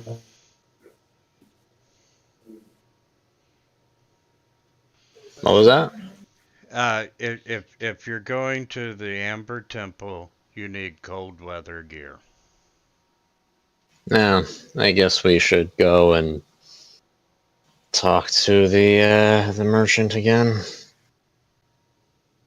Maybe mug him. yeah, his prices are too high.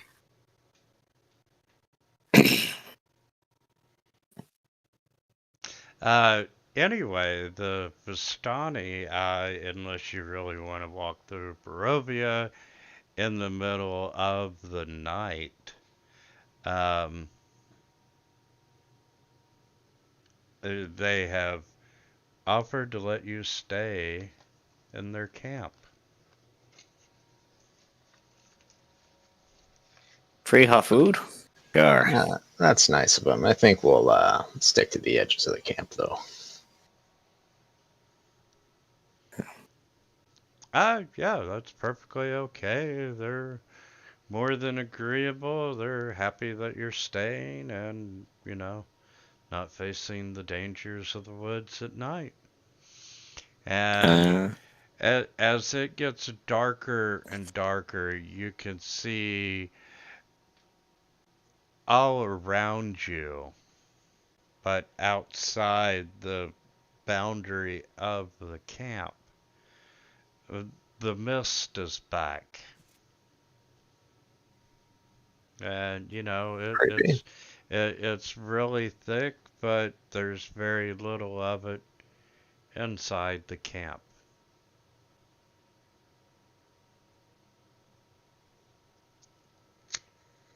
I get the feeling we're being herded.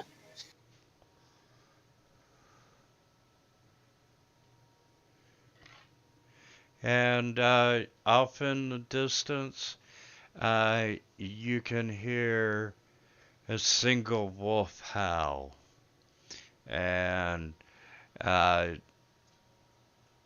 that lone howl is joined by other howls from all directions off in the distance.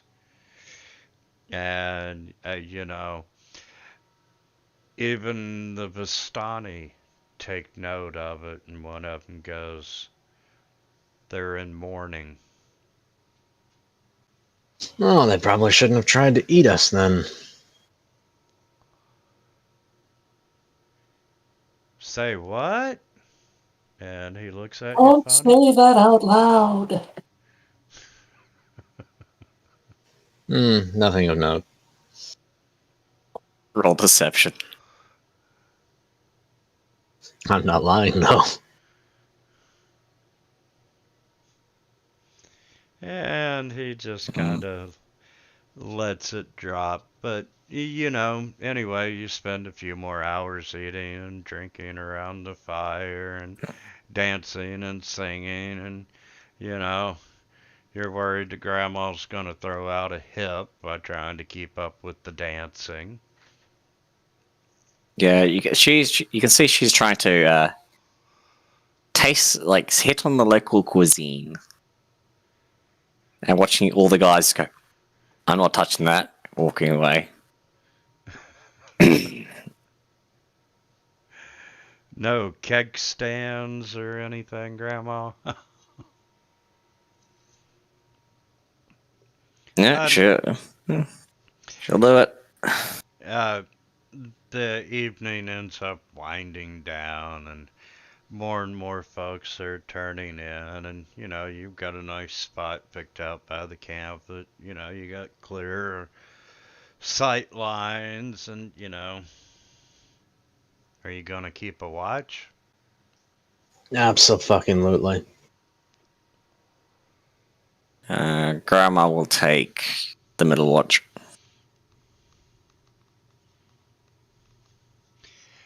There's four of Other us. other than the wolves and sounds that you would expect from a camp full of gypsies in the middle of the night, snoring the whole 9 yards, you have an uneventful evening.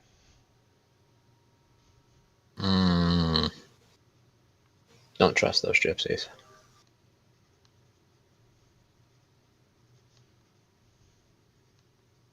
I don't think there's any reason to trust anybody.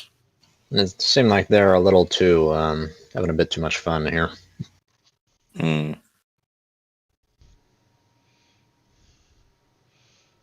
One place is worse than the graveyard. Others looks like they leave as often as they like. I don't know. Do you think if I became a gypsy, they'd let me go with them? Mm. The life of a Might have to. gypsy. Mm. Who knows? Let's just back up and get on the road. I want to find this marsh. The marsh is on the way to the Amber Temple. So, do you want to go to town first and buy your gear? Well. Yeah, I guess. We'll turn back. Because, you're gonna need rations, you're gonna need some. I get the feeling we won't be back in the village of Barovia for a while, so that would be wise. Yeah, because you've got probably, uh, I would say 40 to 50 miles one way.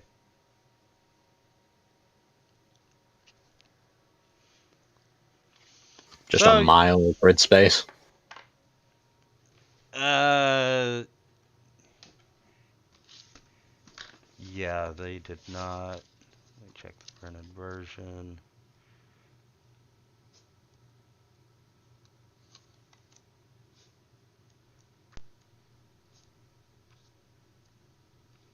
Scaling of the default map is actually Uh, kind of fucking ridiculous. yeah, one square is 1/4 of a mile. So, let's say 20, 25.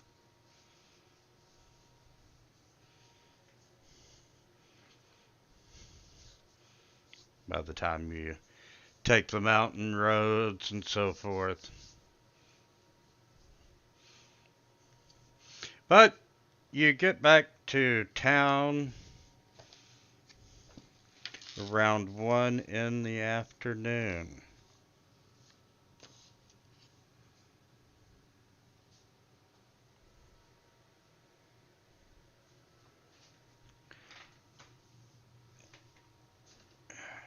Shall we go to the mercantile?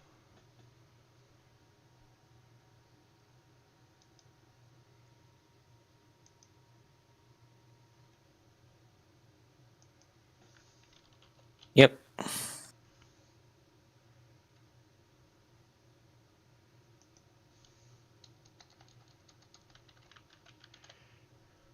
And, he's happy to see you again. Hey, what can I do for you gentlemen this time?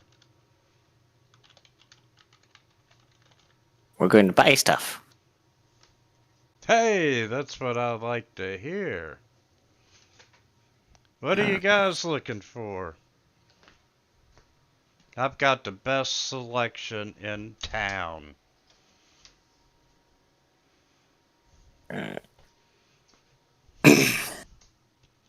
uh, cold weather stuff.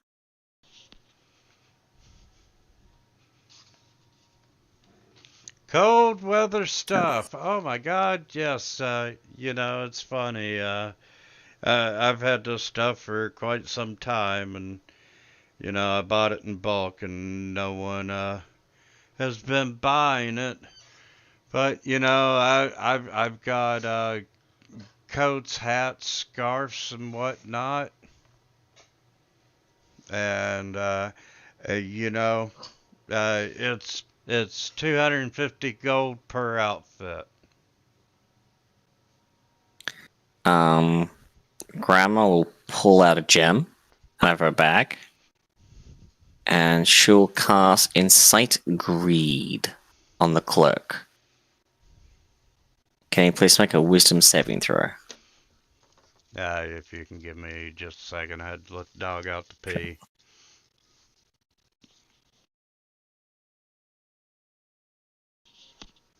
I got a stupid question. Why is Incite Greed going to help with anything? It makes him think that this gem is worth a whole heap more. and Okay. there's lots of stuff. Okay. Uh, yeah, what's the DC? 17. Uh, his eyes are really big right now. It's like, you want this? You Uh, give us all the gear we want, I'll give it to you.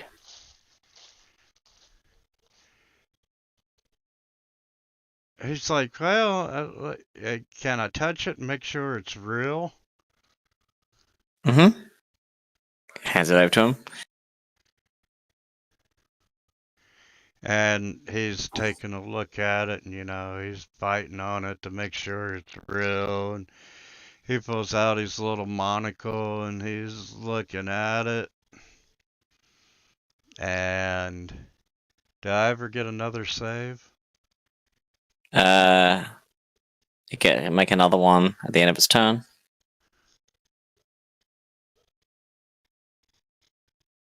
He's like, you know what? We have a deal. Um, she'll look at Radan and the party like, as we go to get our stuff, grab all the stuff and run.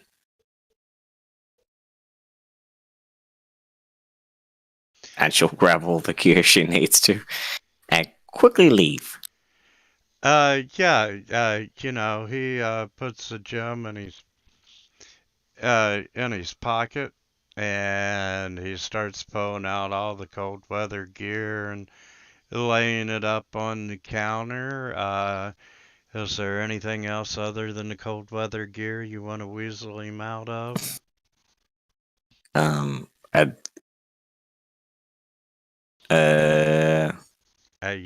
Like maybe rope. yep. Is there any climbing gear? You so Probably. actually took what was Yeah, coming out of my. good idea. I was just thinking of. Yeah, you're Things to you're find going traps. mountain climbing in the snow. Yep. Yeah. Taking the cold weather gear, climbing gear, anything that you use to help deal with traps. A 10-foot pole. Yep.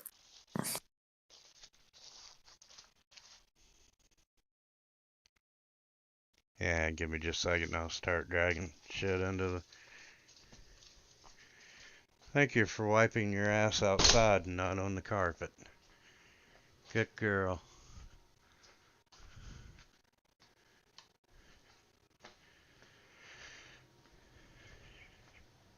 Okay, so we need some cold weather gear.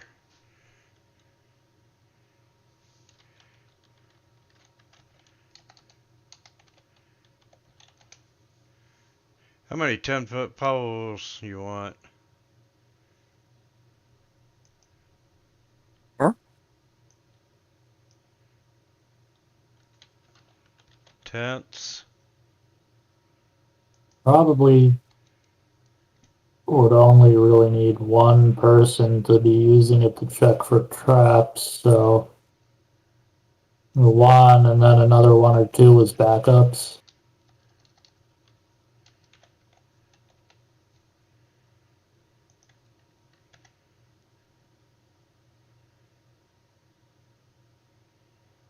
And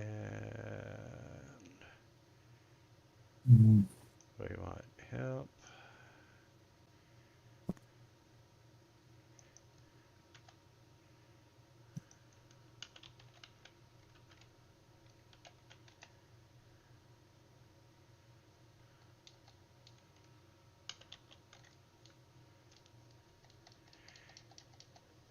Okay, so you all, I can't find an item sheet on them, but you do have cold weather gear. There's some 10-foot poles in there, 100 feet of rope. How many tents do you want? Or two should do? You- Oh, huh. Who's Grandma sleeping with?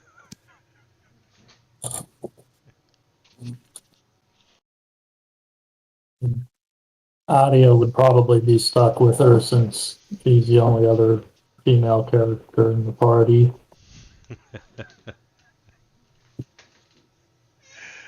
Uh, anything else you want to rip off from this guy? We just pack up the entire store and walk out. Well, at some point in time, you will exceed the value of his greed. Pretty sure you can't carry his entire stock anyway. We just pack up the entire building and walk away.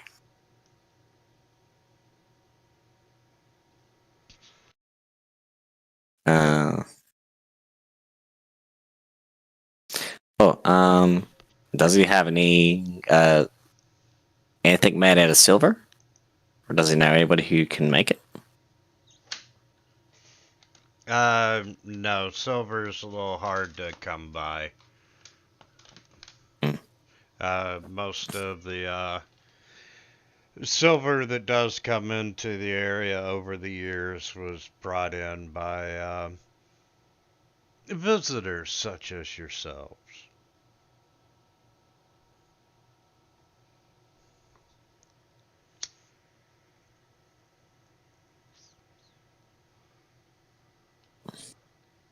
I can't think of anything else.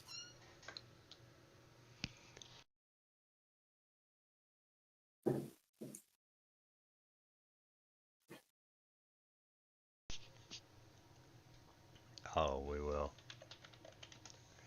Throw We'll in get to our some, location when damn.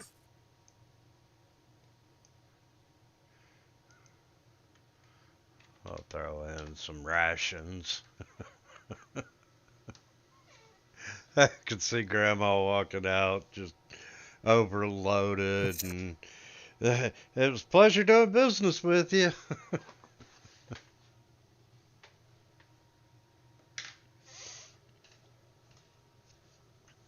So, anyway, it's the early afternoon. By now it's probably 2 o'clock, and if you head out now, you're gonna spend an extra night in the woods. Do you want to get a meal at the tavern and a room for the night? Just move. Let's head out. I'm sorry. I think Grandma's on the. Let's head out early. As in tomorrow morning or now?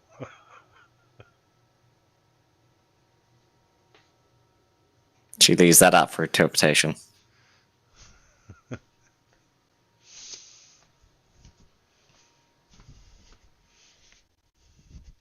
Okay, so you all go to the tavern for the night.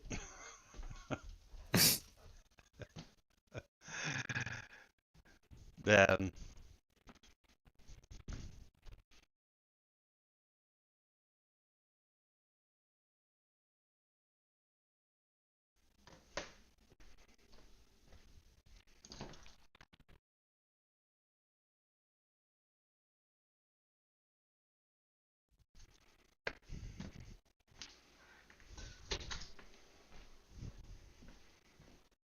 hey, can y'all hear me now? Yep. Yeah, we can. Sorry. Yes. I was grabbing a drink. This is a. Stepped out of range. So, as you walk back into the tavern, uh, the Vistani that you talked to and one of the other ones that was there are still sitting there, playing cards by the door. Uh, there Um, is. Can I insight to see what they've actually left their seats in the last 2 days?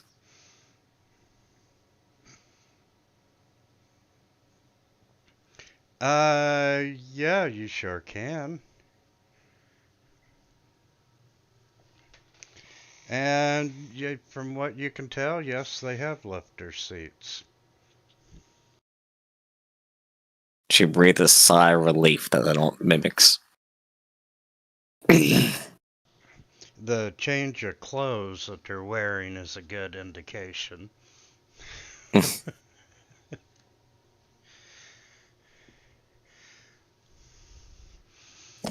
And there is one other gentleman drinking at the bar. And let me swap story entries.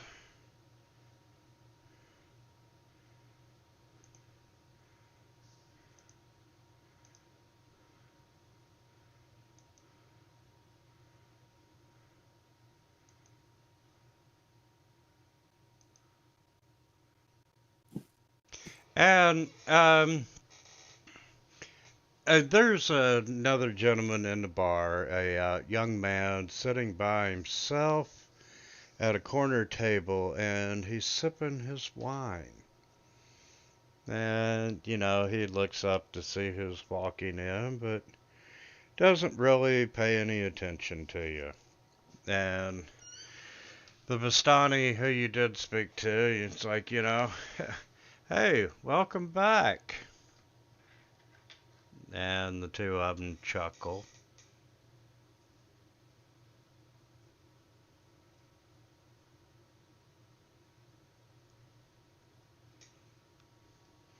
And the barkeep is still, you know, just cleaning glasses back and forth.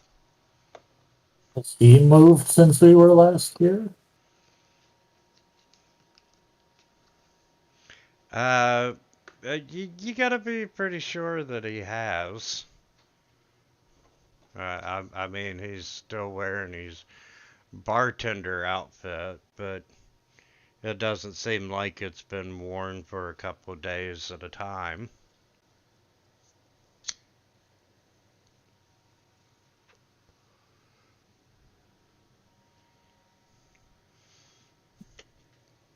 So, and, the Bastani, he goes, wow, you're all loaded down, taking a trip? Moto, master of the obvious.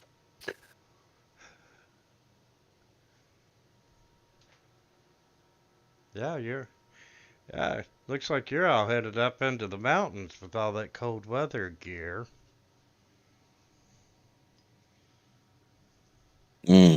We're hunting giants.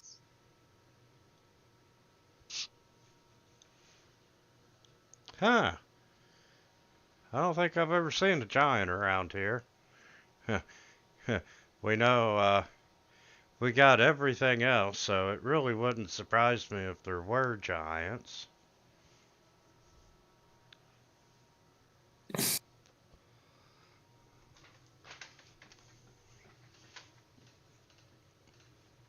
So, we gonna eat, drink, be merry, arrange lodging. Yeah. Definitely eating. It's really hard to gain traction. Yeah. In this session today. You usually just get such a like just okay, now we can get the flow. This is like Yeah. you know But hey, after this session, you got a mission. So anyway, you're arranging lodging, and yeah, the barkeep's won't say he's happy to put you up, but willing to put you up, and he offers some wine and see if you all want dinner and so forth.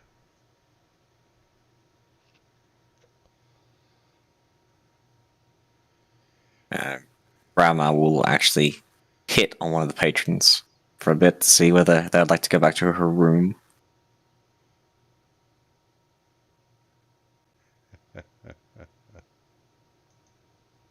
She's just gonna mind her own business over her food. Okay, and yeah, your grandma, just because you're old doesn't necessarily mean you're blind and that you don't have good taste. And you spot the most attractive individual in the bar, which happens to be that young fella sitting over in the corner by himself. And as you walk over, he just looks up at you. Hi, sweetie. Well, hello. How You are look you, mighty ma'am? lonely. I'm well. You look mighty lonely tonight.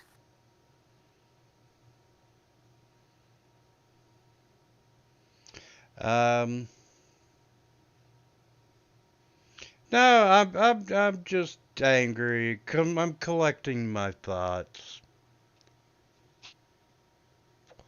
Um, What are you doing here, ma'am? looking for some companionship for the night.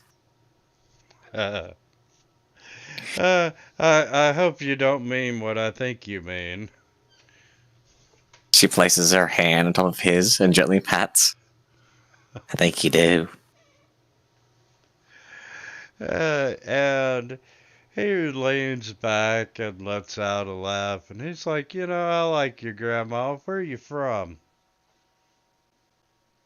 Ah, are you local? Born and raised. I think Oh, you know the I, answer to that question. I am terribly sorry. Where are my manners? Sit down, barkeep. A wine for my elderly friend here. And he's like, hello. It's nice to officially meet you. I am Ismark.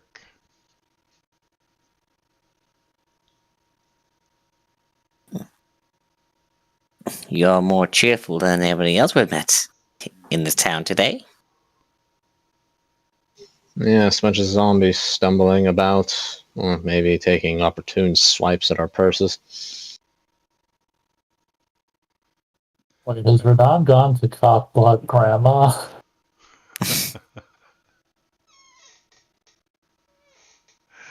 And he's like, no, I'm just being hospitable. And are these your friends? Grandma nods. We'll just kind of Oh, look at each other. No.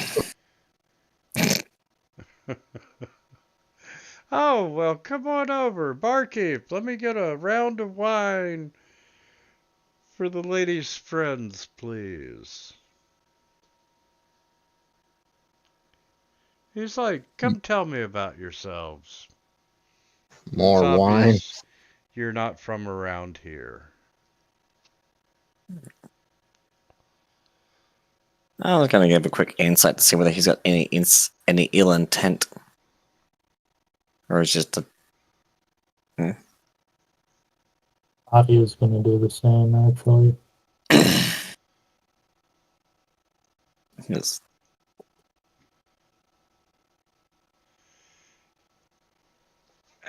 You do not sense any ill intent. Um, However, you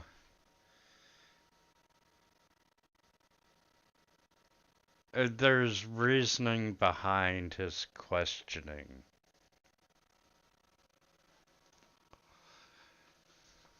uh,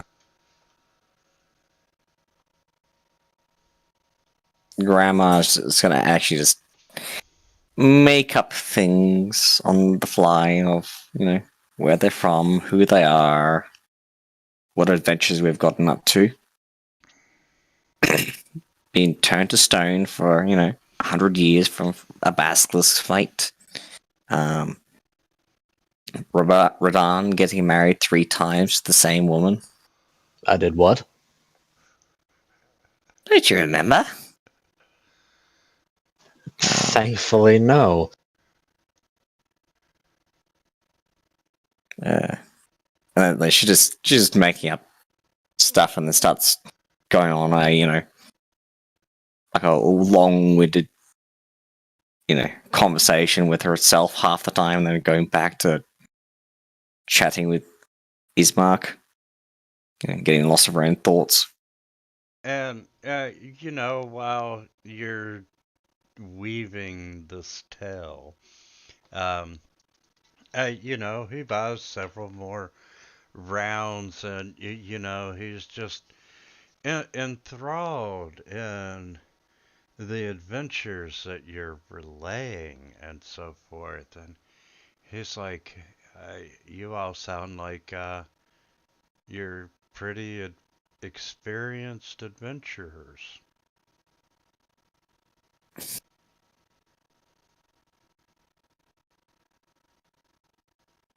Am I We may wrong? have been around.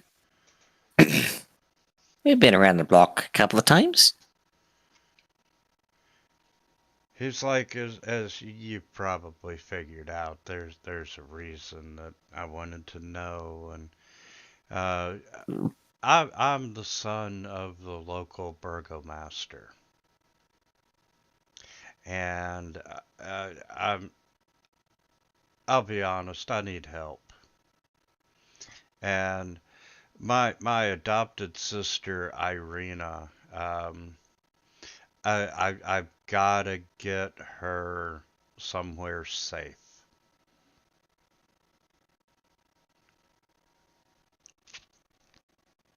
Um, where is your sister? Right now, she's for her own protection, she is not leaving her father's house. But I gotta get her someplace safe. I'm thinking the town of Wallachia is probably the best bet. They have massive fortified walls, but I gotta protect my half sister from the devil Strahd.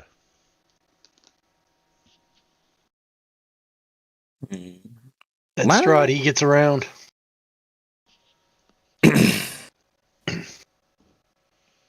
He uh, he has become fixated on Irina.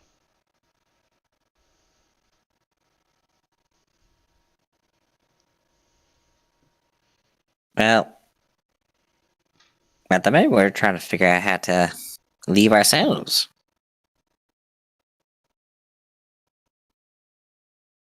He's like, Uh, you mean town or Barovia? both. Leaving town, Mostly Barovia. leaving town's easy. Leaving Barovia, well, no one leaves Barovia. Boy, I've been told that a couple of times. I know what the title of tonight's episode is. No one leaves Barovia.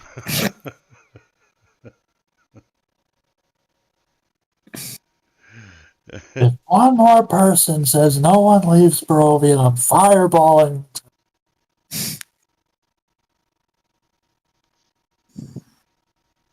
So, But yes, I'm looking for help to getting my half sister to the people at Wallachia for safety. The monks can whereabouts protect of her. Luck is near the lake. Yep, which is kind Mm, of on your way to Perez and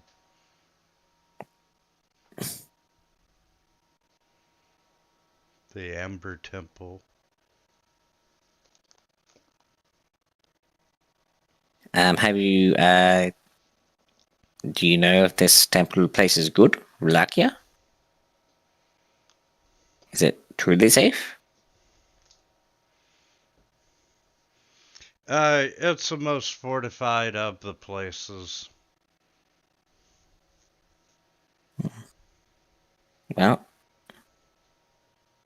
it's somewhat along our way. Do you reckon? I'll look at the rest of the party. Do you reckon it's worth taking a slight detour?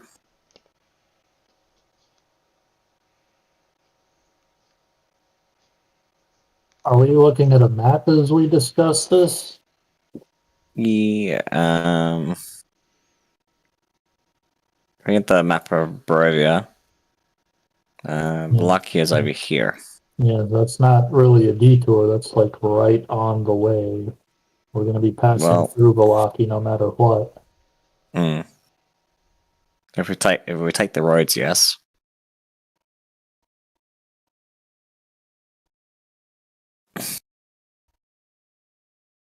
So I would think we would want to be sticking to the roads. This place does not scream cut through the forest as a shortcut.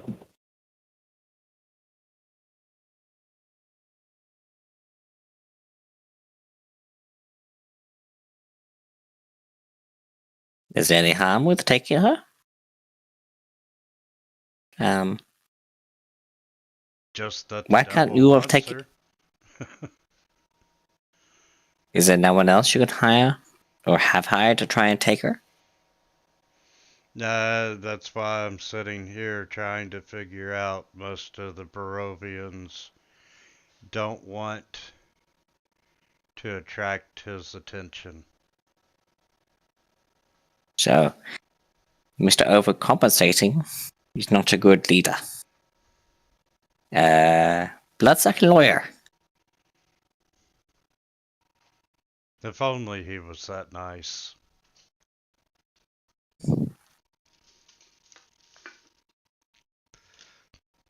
So, So, will you help me?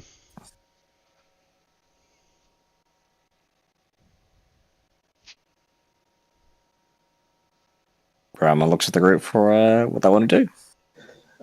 Give me the rundown on what he wants again. I've kind of been drifting in and out.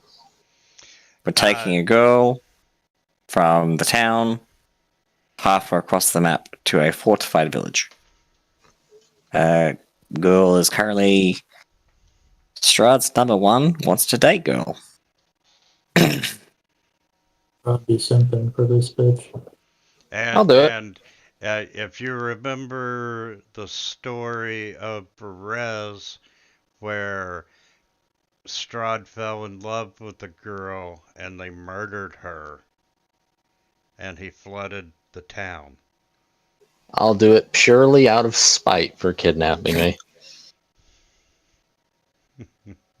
Fair enough. Absolutely. He's like, that's great. I hope that you would, the Barovians, no one wants to piss off Strahd, but it is my half sister. So what? He's just sending undesired love letters, or what? What's going on?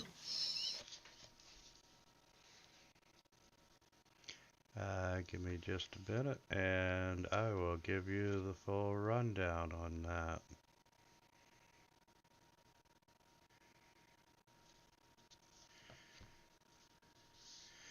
that. He's like, come on, we must tell my sister immediately.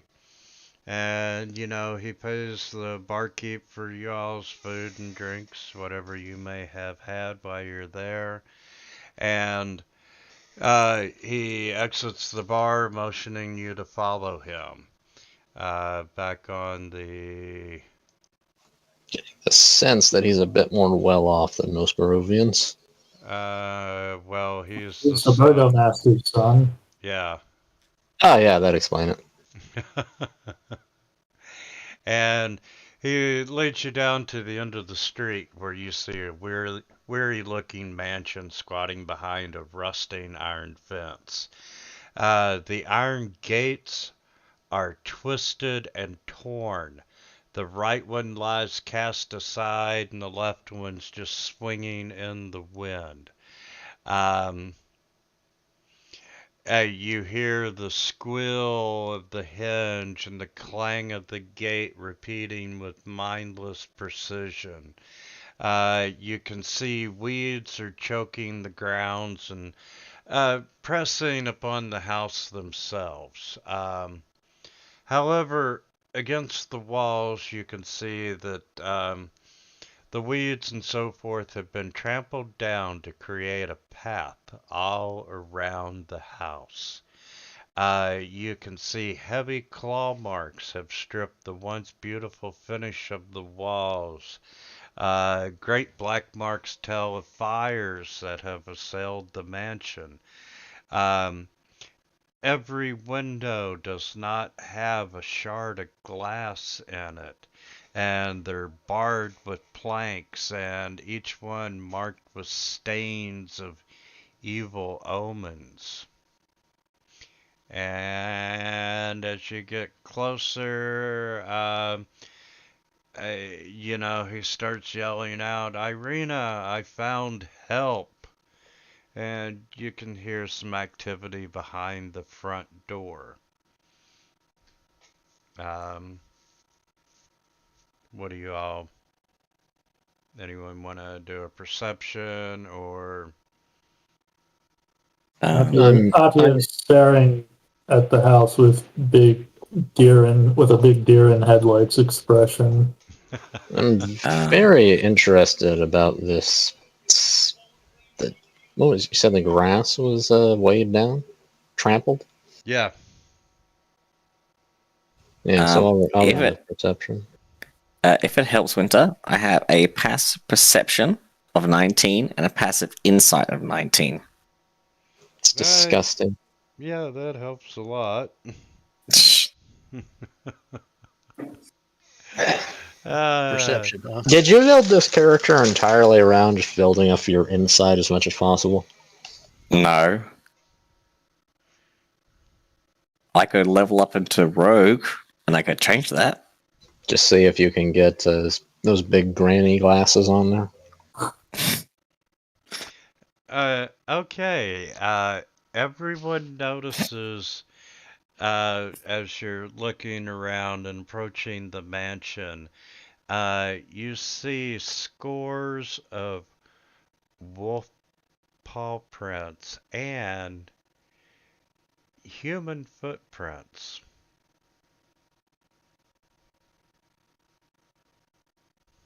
That's weird. What kind of human goes running around with a bunch of wolves? Vampire.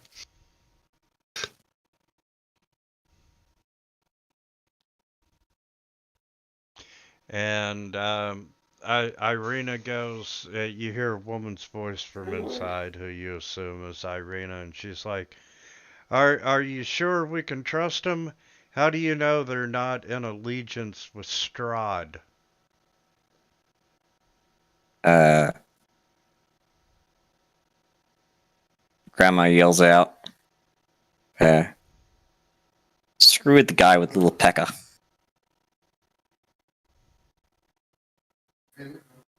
Okay, deception or persuasion? Um, they're both the same, so persuasion.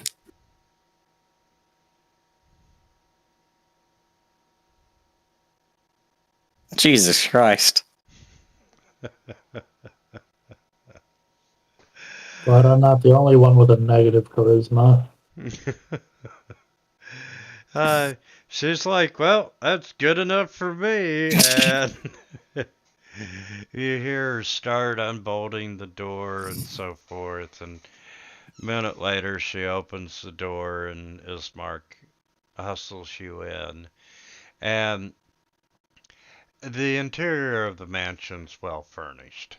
However, the fixtures are showing signs of great wear and tear, and you immediately notice the boarded up windows, and there's holy symbols in every room, everywhere. And just off in a side drawing room, uh, you can see who you assume is the burgomaster laying in a simple wooden coffin surrounded by wilting flowers, and you can smell the faint odor of decay. And Irina,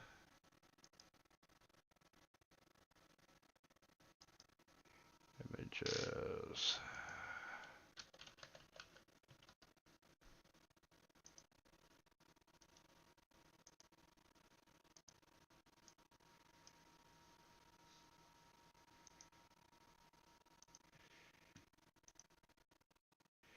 Um, she's a striking young woman with auburn hair, and she tells you that she's been bitten twice by Strahd, and that, the villagers are afraid of her and they avoid her. And she was really hoping that Ismark could find some outsiders who would be willing to help her. And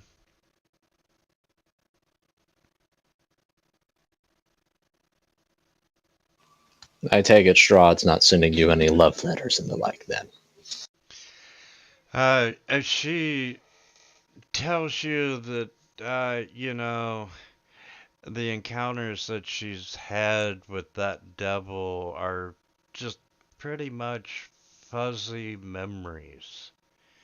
Um, And the only thing that she can recall clearly is the blazing hunger in his eyes. Yeah, And well, vampires are like that. Grandma's going to slowly approach Irina, pull out a cookie out of her bag, shoves it in her mouth, and casts Remove Curse. Just to see what happens. and she bites into the cookie and nothing apparent happens. And you can tell that even though this is clearly a strong woman, the stress of everything has gotten to her, and she's starting to cry a little bit when she tells you all that, a few weeks ago, wolves and other creatures started attacking the house night after night for weeks. And, you know, the burgomaster, my adopted father, couldn't stand the constant assault and he had a heart attack. And that's been 3 days ago. And what's strange is, after his death, the house hasn't come under attack. Oh, that's bizarre. And, Hmm. Um. as I said earlier, the villagers are afraid of me. They know I've been bitten. And Uh. there's no Oh. one from the village that's brave enough to help Ismark take our father to the cemetery for proper burial. Who were your parents? I have no memory of my early childhood. I don't know how I come to Barovia or where I even come from. Hmm. A visitor like us, then? I just remember being, the stories that Dad told me. He found me when I was really young and took me in and raised me as his own. Interesting. Now, you said Ismark hadn't found anyone to help him bury the body.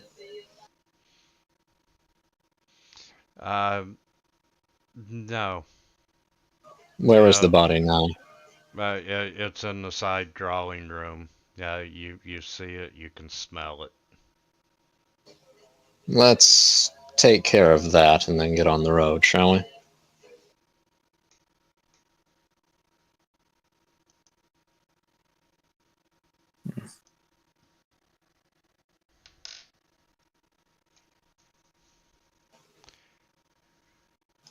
Winner? Yeah. And boom, boom, boom. I find it a bit strange that the vampire hasn't made an effort to just snatch her, but maybe he's taking things slow.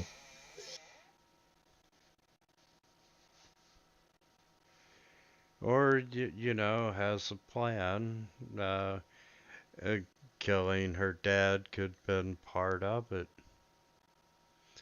Well, the question is, if he wants it so bad, what does take you?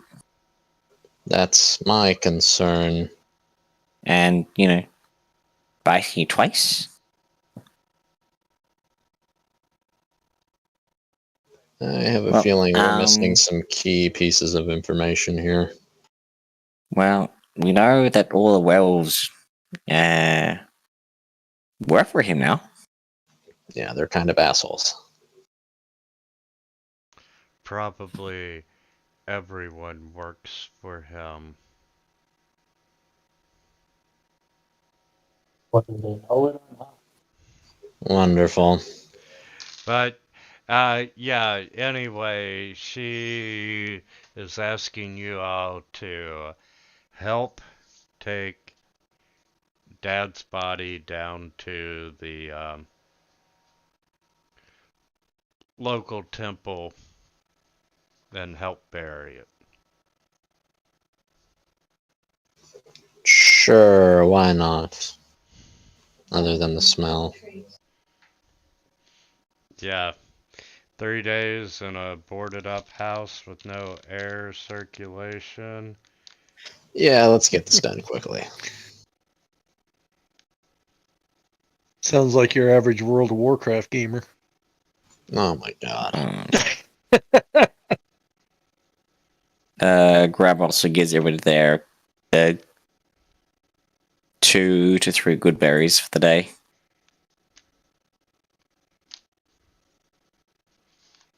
Spell gentle repose or something that'll stop the stench. Or is it too late for that? Yeah, it's too late for that. Yeah. You need a decent resurrection spell to help with that at this point. Grandma can't access that yet. Okay, gentlemen. Yeah, gentle repose.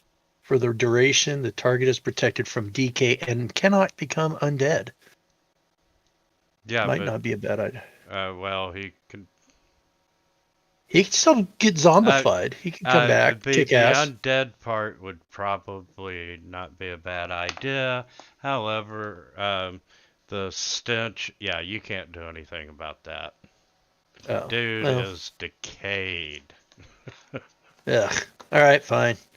I'm not really in favor of resurrecting a grieving dead Ashes. girl's father as a slave. Ashes to ashes, dust to dust, blah, blah, blah, blah, blah. Okay. Gentlemen, that's it for this week. We have a direction, we have a game plan. We'll start next week with burying the dad and the chapel. And then we'll get on the road to Perez and the Amber Temple and Balaki. Cheery start. Alrighty. Still kind of looking at these notes. Yeah, there's nothing cheery about this module. Tempter, Dark Lord, Enchanter, Elementalist, Berserker. Have a good week, Steph. Oh, yeah. Good times. Peace out and happy Halloween, everybody. Yep, happy Yeah, same to Halloween. you. Yeah, who's See you dressing guys up? later. Not me. Uh, yeah, I went Scary.